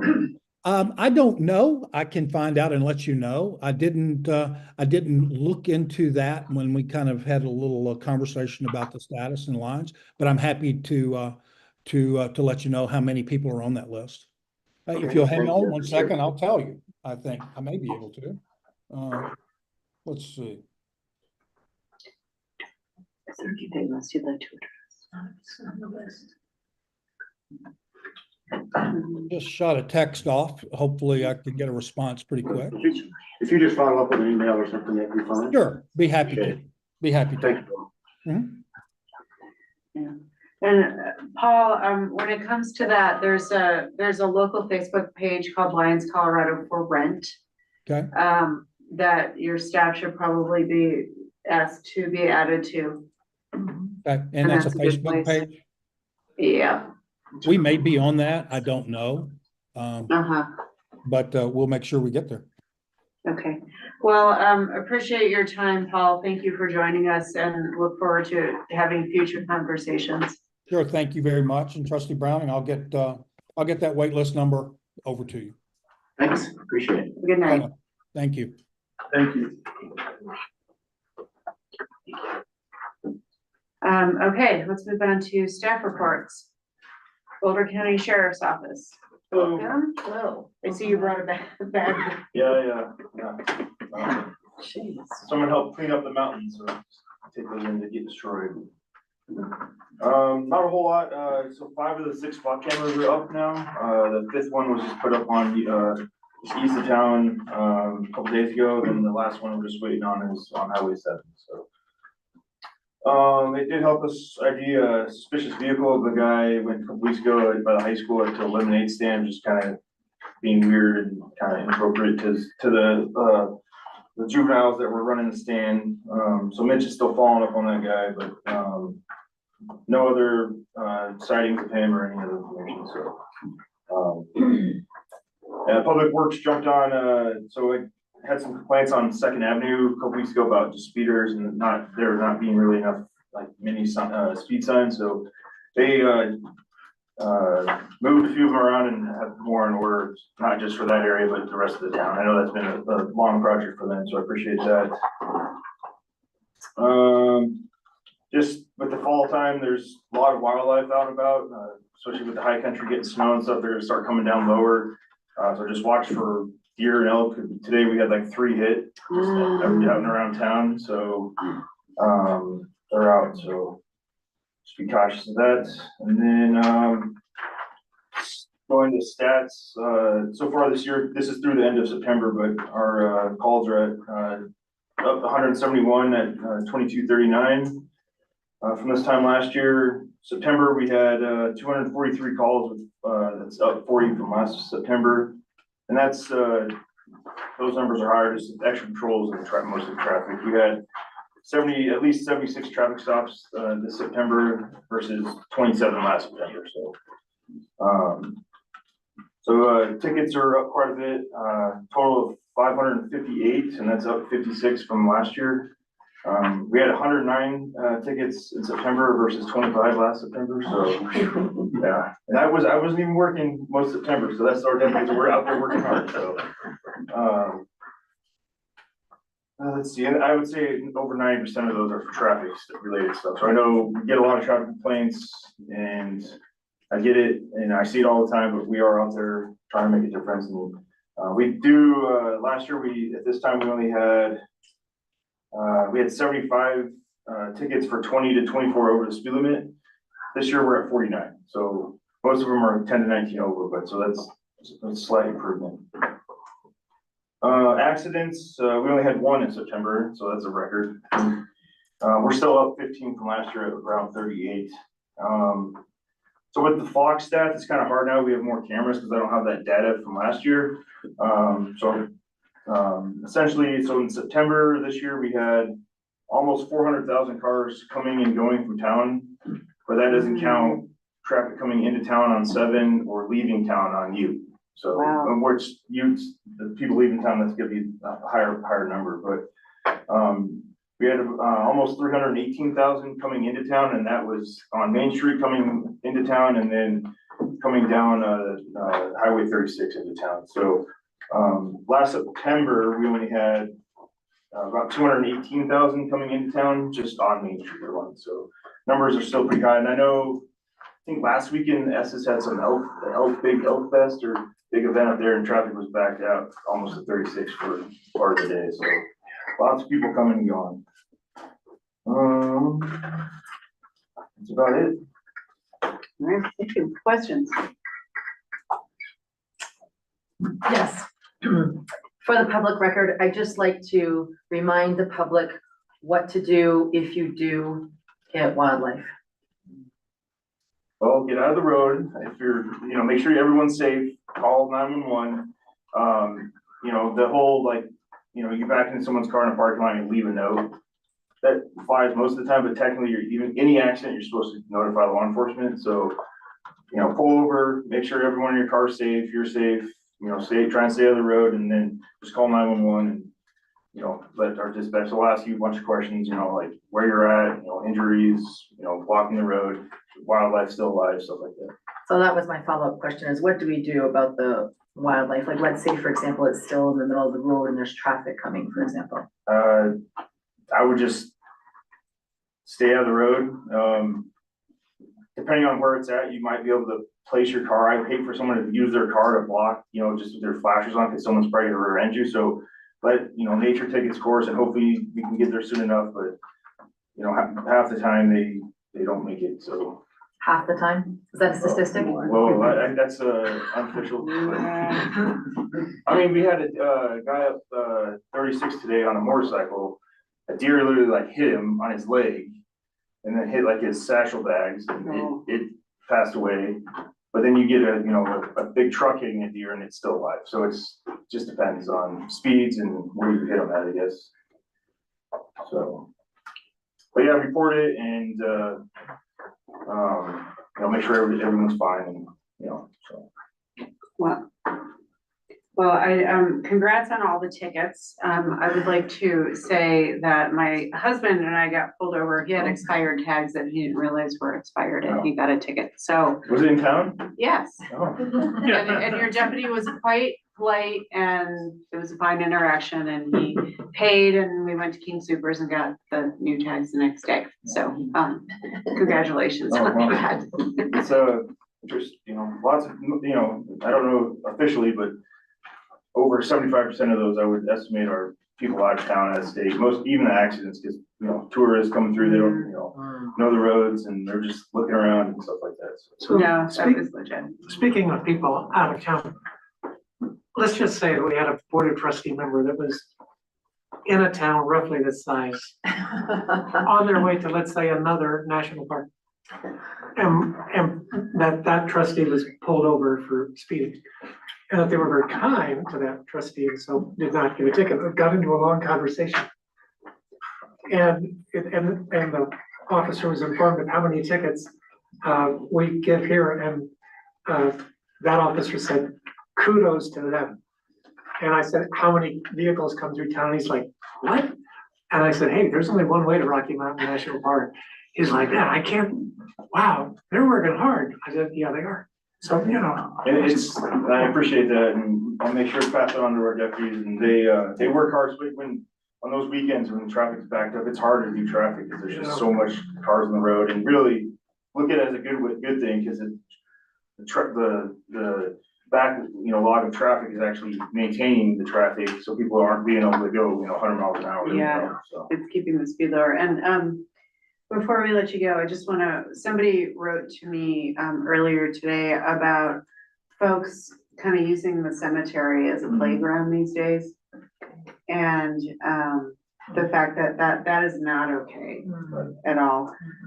So that maybe you've been chatting with the cemetery folks and particularly with Halloween coming up, Right. hopefully having some more eyes. Yeah, so, Victoria said that to me, I'm meeting with Director Cosgrove, hopefully this week about, the spooktacular parade, the 20-foot, the speed limit signs and also that as well, and Okay, we've great. been working on some signs up there, and I sent that out to our deputies, and I'm working the parade on the 19th, and then I'll stay over to, you know, hang out in the cemetery, and then, also I'm adjusting my schedule on Halloween to be in town throughout the evening. Oh, great, great, thank you. Yeah. I have one last question because it came up in our budget request. And I had the same scenario happen to us this weekend where we were trying to cross from the south end of, the south side of Maine to the north side of Maine at Third and Main. And traffic was so backed up as it is in the fall that people don't leave space there. So local traffic can't actually get across. And so somebody was asking us, could you please somehow ask CDOT for a sign that says, do not block intersection? And I don't know if there's a local way of us addressing that before we get to CDOT.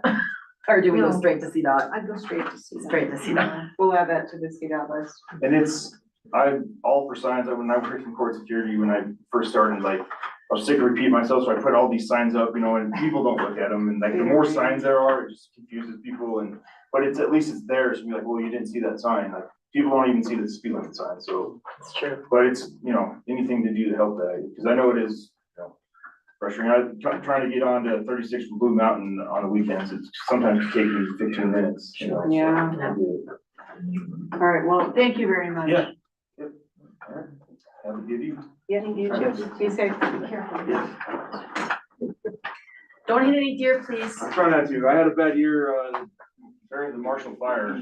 Oh. It was New Year's Day, I was going into work and I hit like literally a whole herd. Oh. On 36, and at least I had my work, big work truck, but it was not good. Oh. All right, have a good night.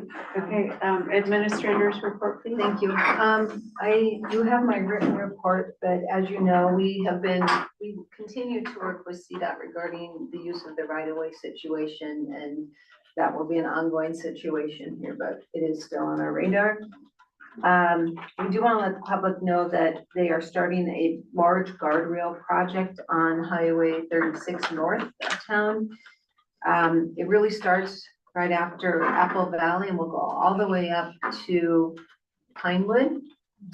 There will be one lane traffic every day between now and Christmas or the end of the year.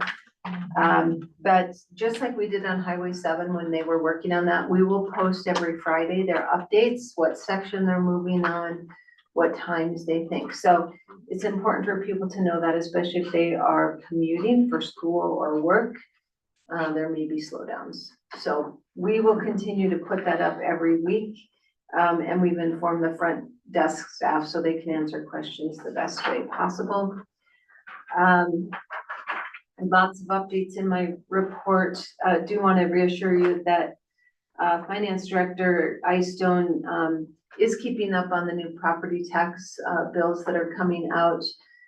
Thankfully, because we don't use our excess amount already, we should be in pretty good shape with that, but could affect us. We can talk about more during budgeting, but she's up to speed on that. We did have a pre-application meeting with Think Generator, which is owned, most of us know him as Mr. Tamburello. But he is getting ready to start work on his property on the south side of Highway 66 at the old Longmont Water Plant, the one that's become quite the graffiti haven. So we will be working with him. He has some intent to move quickly. So I think we're gonna see quite a bit of activity going on out there over the winter and definitely early spring. We also have some new issues with Highland Ditch that they would like the town to help mediate, involving stormwater runoff from two businesses in that area that contain petroleum-based products that are going directly into the ditch. So we will be communicating with them. There is not an easy solution, but there's a short-term solution we can implement. They're looking for a long-term solution, so this will probably be our new discussion moving forward. Are you talking surface flow? Yes, This from the gas station? and Superior Hounds asphalt, newly paved asphalt. The leaking vehicle, sure. And it reaches their ditch?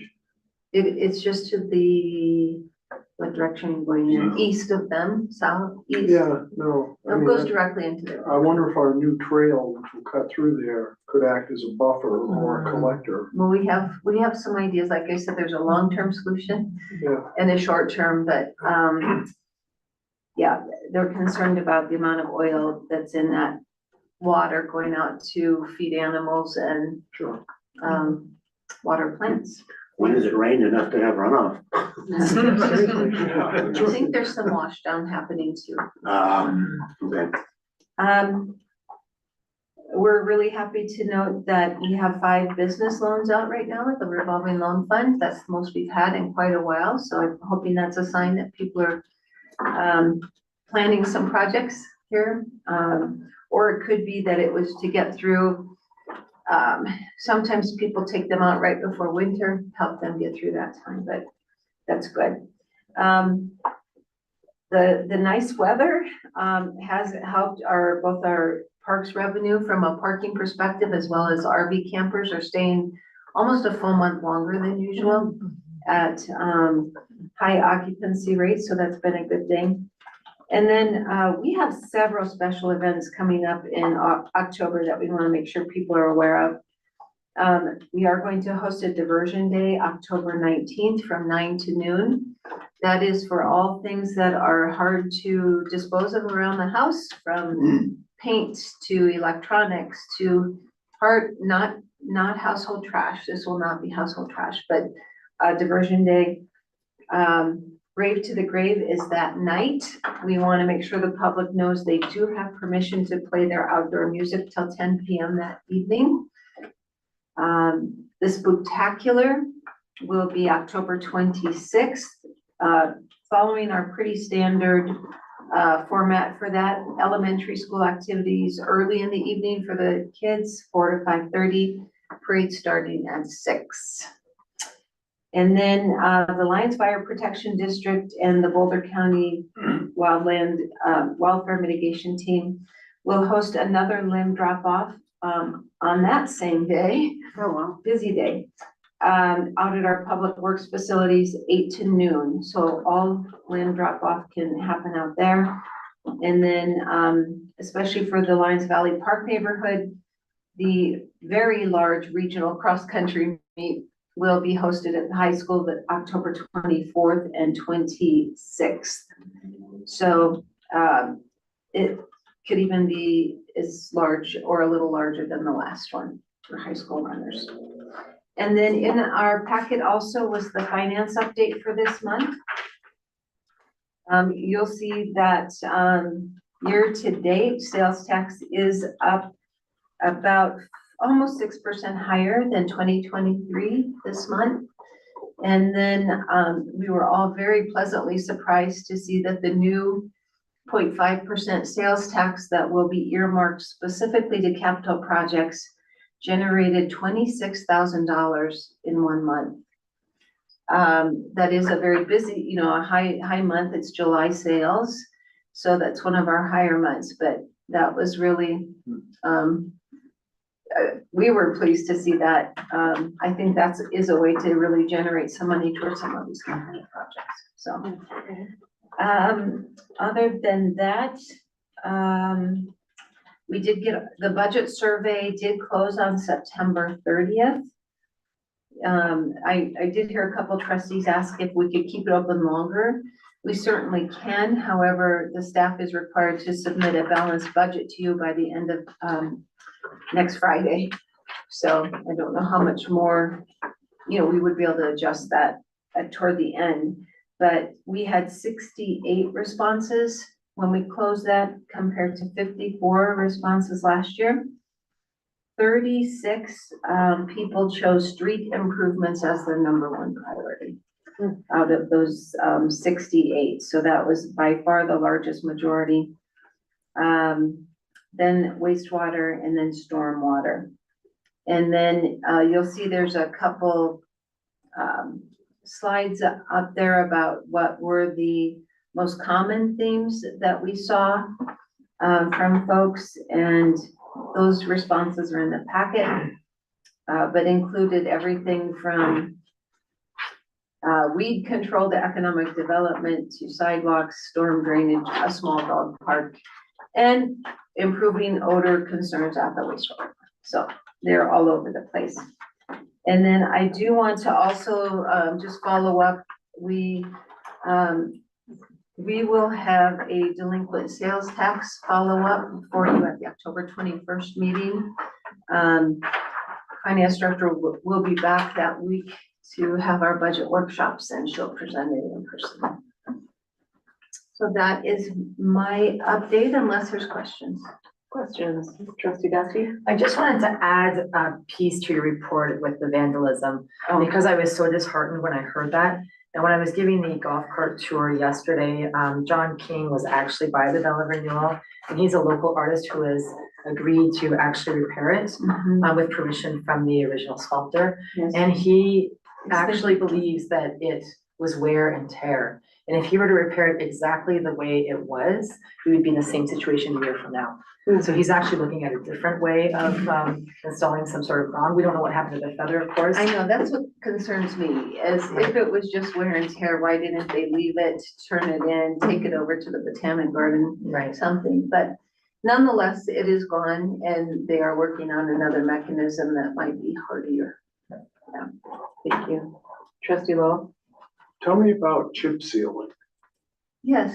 So I thought it was going to be a huge project. Turns out, I feel blessed. Raymond Court got chip sealed, but I don't see any other places. You haven't been in front of my house lately. They're all Yeah. No, I know, but I mean, we had It was just you two. communication. It's just us. The Thanks, Mark. communication we had was that it was gonna be McConnell Drive. No, there was actually a whole list. Some people just had sealing, Sealing. which is where they do the crack sealing product to prevent it from getting bigger with moisture. Then there's crack seal with chip seal, which is what Raymond had. And then, I think what you're thinking is a full mill and overlay. And that is our big projects, millions of dollars that we plan for, as we can. But, Are you talking $1 million is the chip sealing as it is on Raymond? Oh, Court? no, Or you- no, no, I'm no, not no. talking about full paving. Yeah. I thought it was going to be, because I gotta be honest with you, I looked at the street where I live and I go, there's a lot worse streets. well, of course, they did this survey, and Yeah. they're basing it on chip sealing is to maintain the life of that road another 15 years. Okay. But you can't do it on roads that are past a certain level of wear and tear. And so, yes, there are many roads that are much worse, but you need a full mill and overlay on those. Okay. And so they chip seal those that they can to try to buy another 15 years on those roads while we, and then seal those that aren't so bad. So that's why it's this whole program of how do you do that? Because some roads are beyond chip seal. Okay, Yeah. thank you. They did on Main too, which is good. One quick question about the Main Street, rentals that CDOT's trying to exact. Have we been able to determine whether that's being done on like every state highway statewide where there's, or are we being picked on? Is it our region? What? Well, may I? Sure, Okay. sure. As far as CML can tell, it's not happening in other towns, In other regions. in other regions. So it's a bit of a mystery as to why it's happening in Lyons. But we will get to the bottom of it. What the Region 4 response is that they waived this rule of charging people to lease their right of way during COVID. And it's taken this long to get it back on their radar. But it's very different too, that if a municipality maintains and takes care of that highway through their town, such as Longmont 287, they don't do that. And so it is not being handled consistently, but CML is aware of that, Main Street, DOLA is aware of that. Several different representatives are now aware of that, and we're gonna try to move forward. But, so no, we don't think it has been, and it could be Region 4 on top of things, but nonetheless, it doesn't feel right when the others aren't, so. Yeah. We will continue to work with the businesses and see that and try to come up with some reasonable ground. Mayor Pro Tem, did you have any questions? Okay, great. Thank you so much. You're welcome. All right, Attorney Dittman, good evening. Legal report, please. Thank you, Mayor Rogan. So I don't have anything to report other than that we are already working on legislation, believe it or not, for next year. Been involved in discussions concerning telecommunications and Cora, and I expect that to continue. And I've also lost my voice this weekend. So if you have trouble hearing anything from me, just ask me and I'll try my best to repeat it in a way it can be heard. Okay, great. Questions for Attorney Dittman? Yeah, Brandon, have you been successful in, this is in regard to the Apple Valley Water Plant property. Have you been successful in finding any sort of a template you can use for the conservation easement we had proposed for the river section of it? Because I gotta tell you, I went back through, I talked to a couple of my sources. I can't find one that you could make from, and I'm not sure it would even be applicable in Colorado. Staff has been working on We that. have it is on the agenda for October 21st as a full item. Good. And so our planning staff are actually the ones working with Boulder County to find out how all of that works, cost, benefits, all of that. Okay, So it'll be on the 21st. thank So you. you don't have to answer that, Brandon. You can save your voice. I can say, we can draft pretty much anything. I don't know if there's a template off the shelf, but we have the capabilities and the resources to find stuff. So. Thanks. All righty, okay. Unless anybody else has any questions for Brandon, we will move on to ordinances and public hearings. I'll read the first one and then Brandon's gonna let us know the order of business here. Second reading, public hearing ordinance 1167, an ordinance of the town of Lyons, Colorado, approving the Tebow annexation application located at 4545 to 4559 Ute Highway and 4602 Highland Drive. Brandon? Thank you so much, Mayor Rogan. So just an update on this item. We are going to be requesting that be continued at least until November 4th. We were able to meet with Tebow and discuss, they have a draft. We were able to go work through that draft to some degree. It's currently in their hands and having their attorneys turn it around for modifications. They believe they can get that done, or we can be completely done with it, fully negotiated by the 21st of October, which is the date we would need to have it done by in order to have it properly noticed through the clerk's office for the 4th. And so I think our request at this time is to have at least be till the 4th. And so in order to get that done, but we have been working on it. It's in Tebow's hands. It didn't say there's any major impediments, just a matter of getting it turned around on their end. Is there any drawback to continuing it into what's the second meeting in November? The 18th? The 18th from a staff perspective, just so we don't have to do this Not again? necessarily from a staff perspective, but I think the annexor is very interested in keeping this moving as they want to, start development as soon as possible, if approved. Is it staff's sense that continuing it to the 4th will be adequate? They seem pretty committed on their side to be done. They get do. it done. Me too. Yeah. It depends on what comes back, I guess. Yeah, so if they Yeah, get we it don't know what's to going us to come back, but as committed by, what is it, October 21st? so it we will has have to. So it has to be done by the 18th, I believe. 21st, you're right, 21st. So they said they would get it back to us by the end of this week. And so hopefully And we so if we have it this week, that gives us 3 weeks. Okay, that should be okay. Okay. So Brandon, Attorney Dittman, sorry. So just so that we understand, so this item is now open, and assuming that there's a motion to continue until November 4th, and that's approved, then we'll go through the same process with the next, two items as well. Yeah, for the rezoning, same thing. We'll ask for a motion to continue.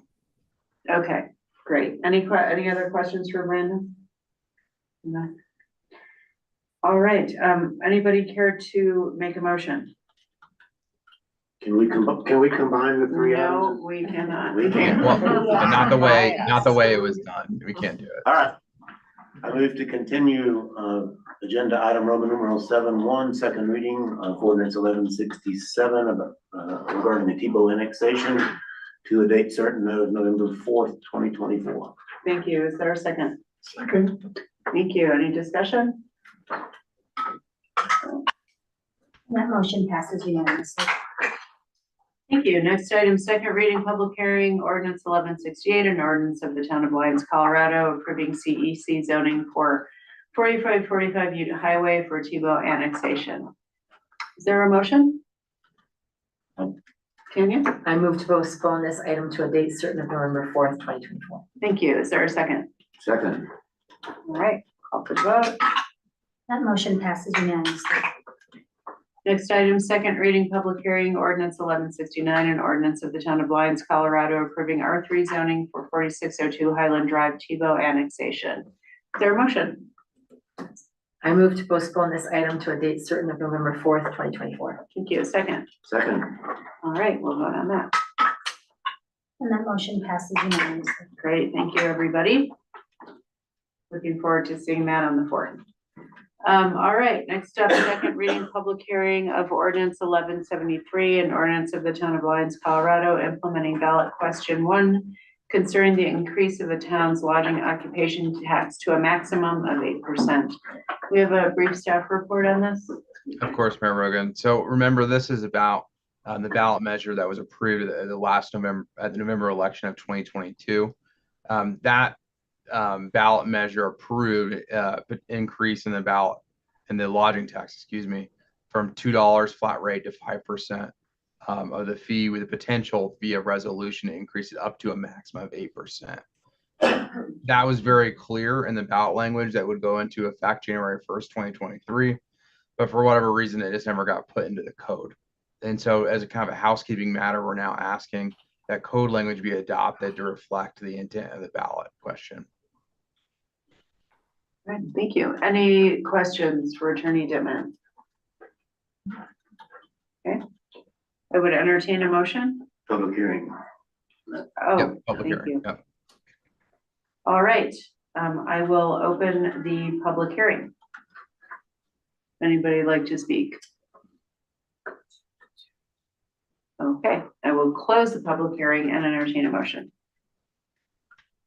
I move the adoption on second reading of ordinance 1173, implementing ballot question 1 concerning the increase of the town's lodging occupation tax to a maximum of 8%. Thank you. Is there a second? I'll second. Any discussion? Okay, I'll call for the vote. That motion passes unanimously. Thank you, everybody. All right, next up, we have first reading of ordinance 1174, an ordinance of the town of Lyons, Colorado, amending the zoning code to include EV charging stations. Planner Bowen, is this you? That is. Welcome, okay. Planner Bowen, planning staff, thank you all. So as you all know, we have a pending agreement, with a developer that would like to develop an EV charge station in town. As part of their requirements, it has to be along the state corridor. So it was decided that Sandstone Park would be the most appropriate place to have an EV charge station.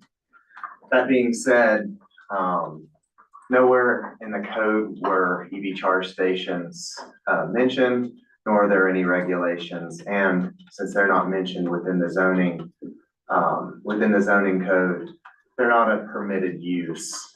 Commercial or public charging stations aren't a permitted use within the town's land use code. So this draft for first reading for you all seeks to address that. We weren't just going to do it for parks and open space, but since we opened up the box, we might as well address all of the other zoning districts at the same time, so we don't have to come back and do this next week or in a few years. So what looks like a very long, text amendment, it's simply the addition of what an electric vehicle charge station is, and this means a device or facility that provides electricity to charge the batteries of EVs and plug-in hybrid vehicles. This definition includes devices and facilities that require solar hoods and battery banks. This definition does not include single user / private charge stations associated with private residents. So we're not trying to regulate here, attached to homes or in garages for EVs. Those are allowed. It's just through a building permit. So then we went through and added electric vehicle charging stations to each district standard. And you'll see that it is required that it goes through the conditional use process in every district except for light industrial and general industrial.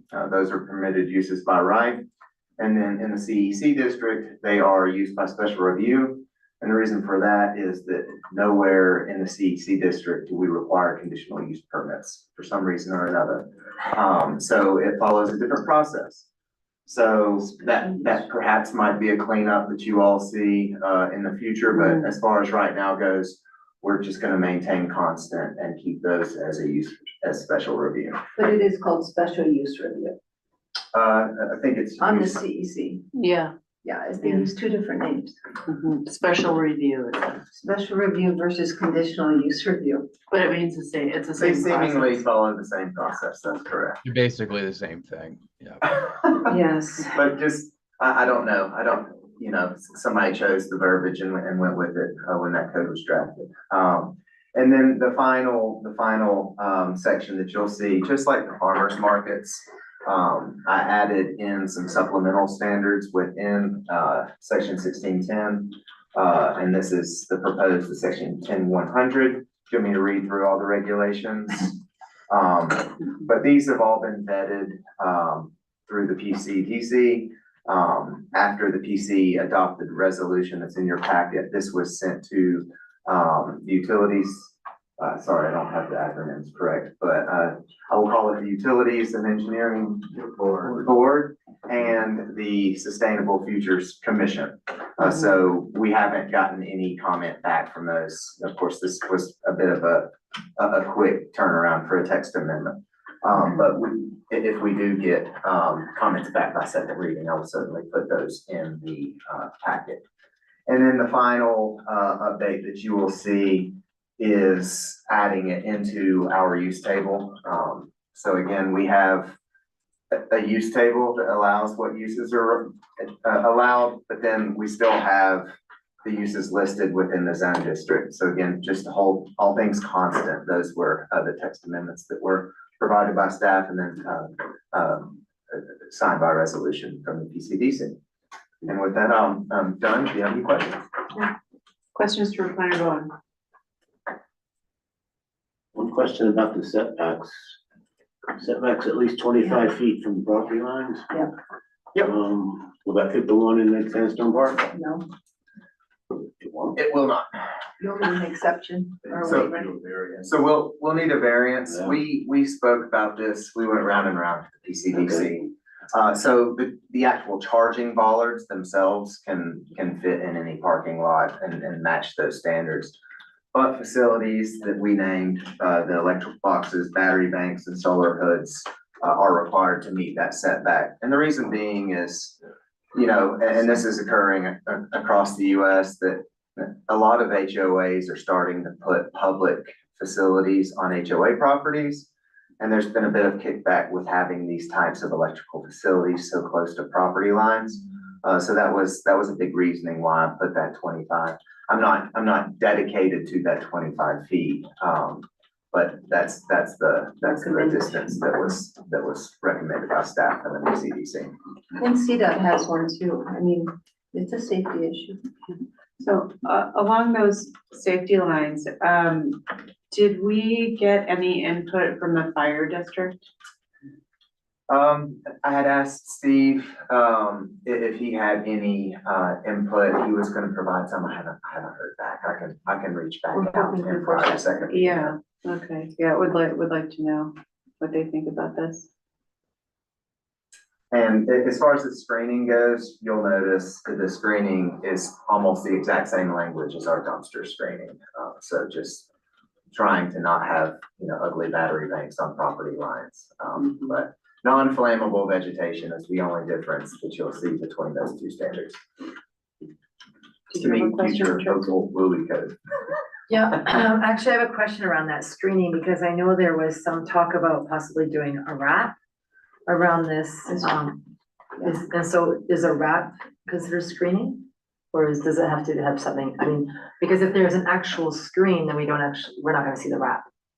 If there's some kind of fence or wall or planting.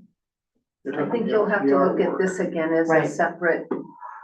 We're looking at this overall, not just for this Right. one Okay. site. So I think Okay. that site might have some exceptions we Okay. decide to make Okay.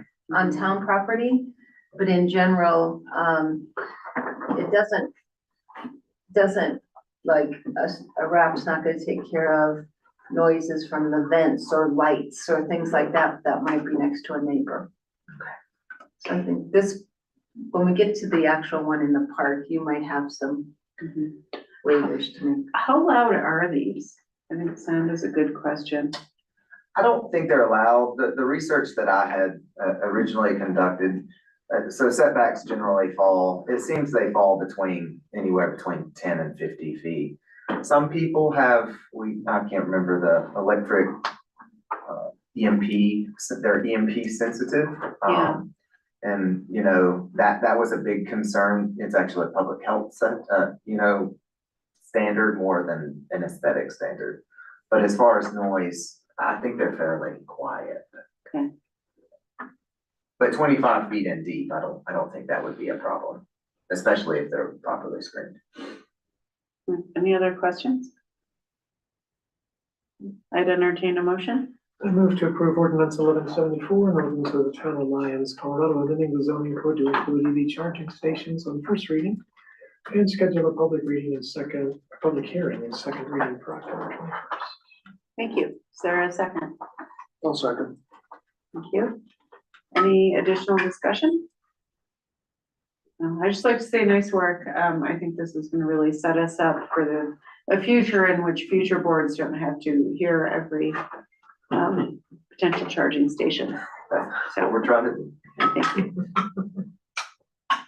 And that motion passes unanimously. Thank you. So moving on to the consent agenda. Clerk Vasquez, will you please read consent into the record? Yes, item one is resolution 2024-86, a resolution of the town of Lyons, Colorado, accepting a wastewater treatment facility master plan by JVA Incorporated. Item two was removed from from consent. Item three are the September 16th, 2024 special and regular Board of Trustee meeting minutes. And item four are the October accounts payable. And Thank you. Dolores, we lost September. the camera. Oh. Sorry, I might have messed something up when I was screen sharing.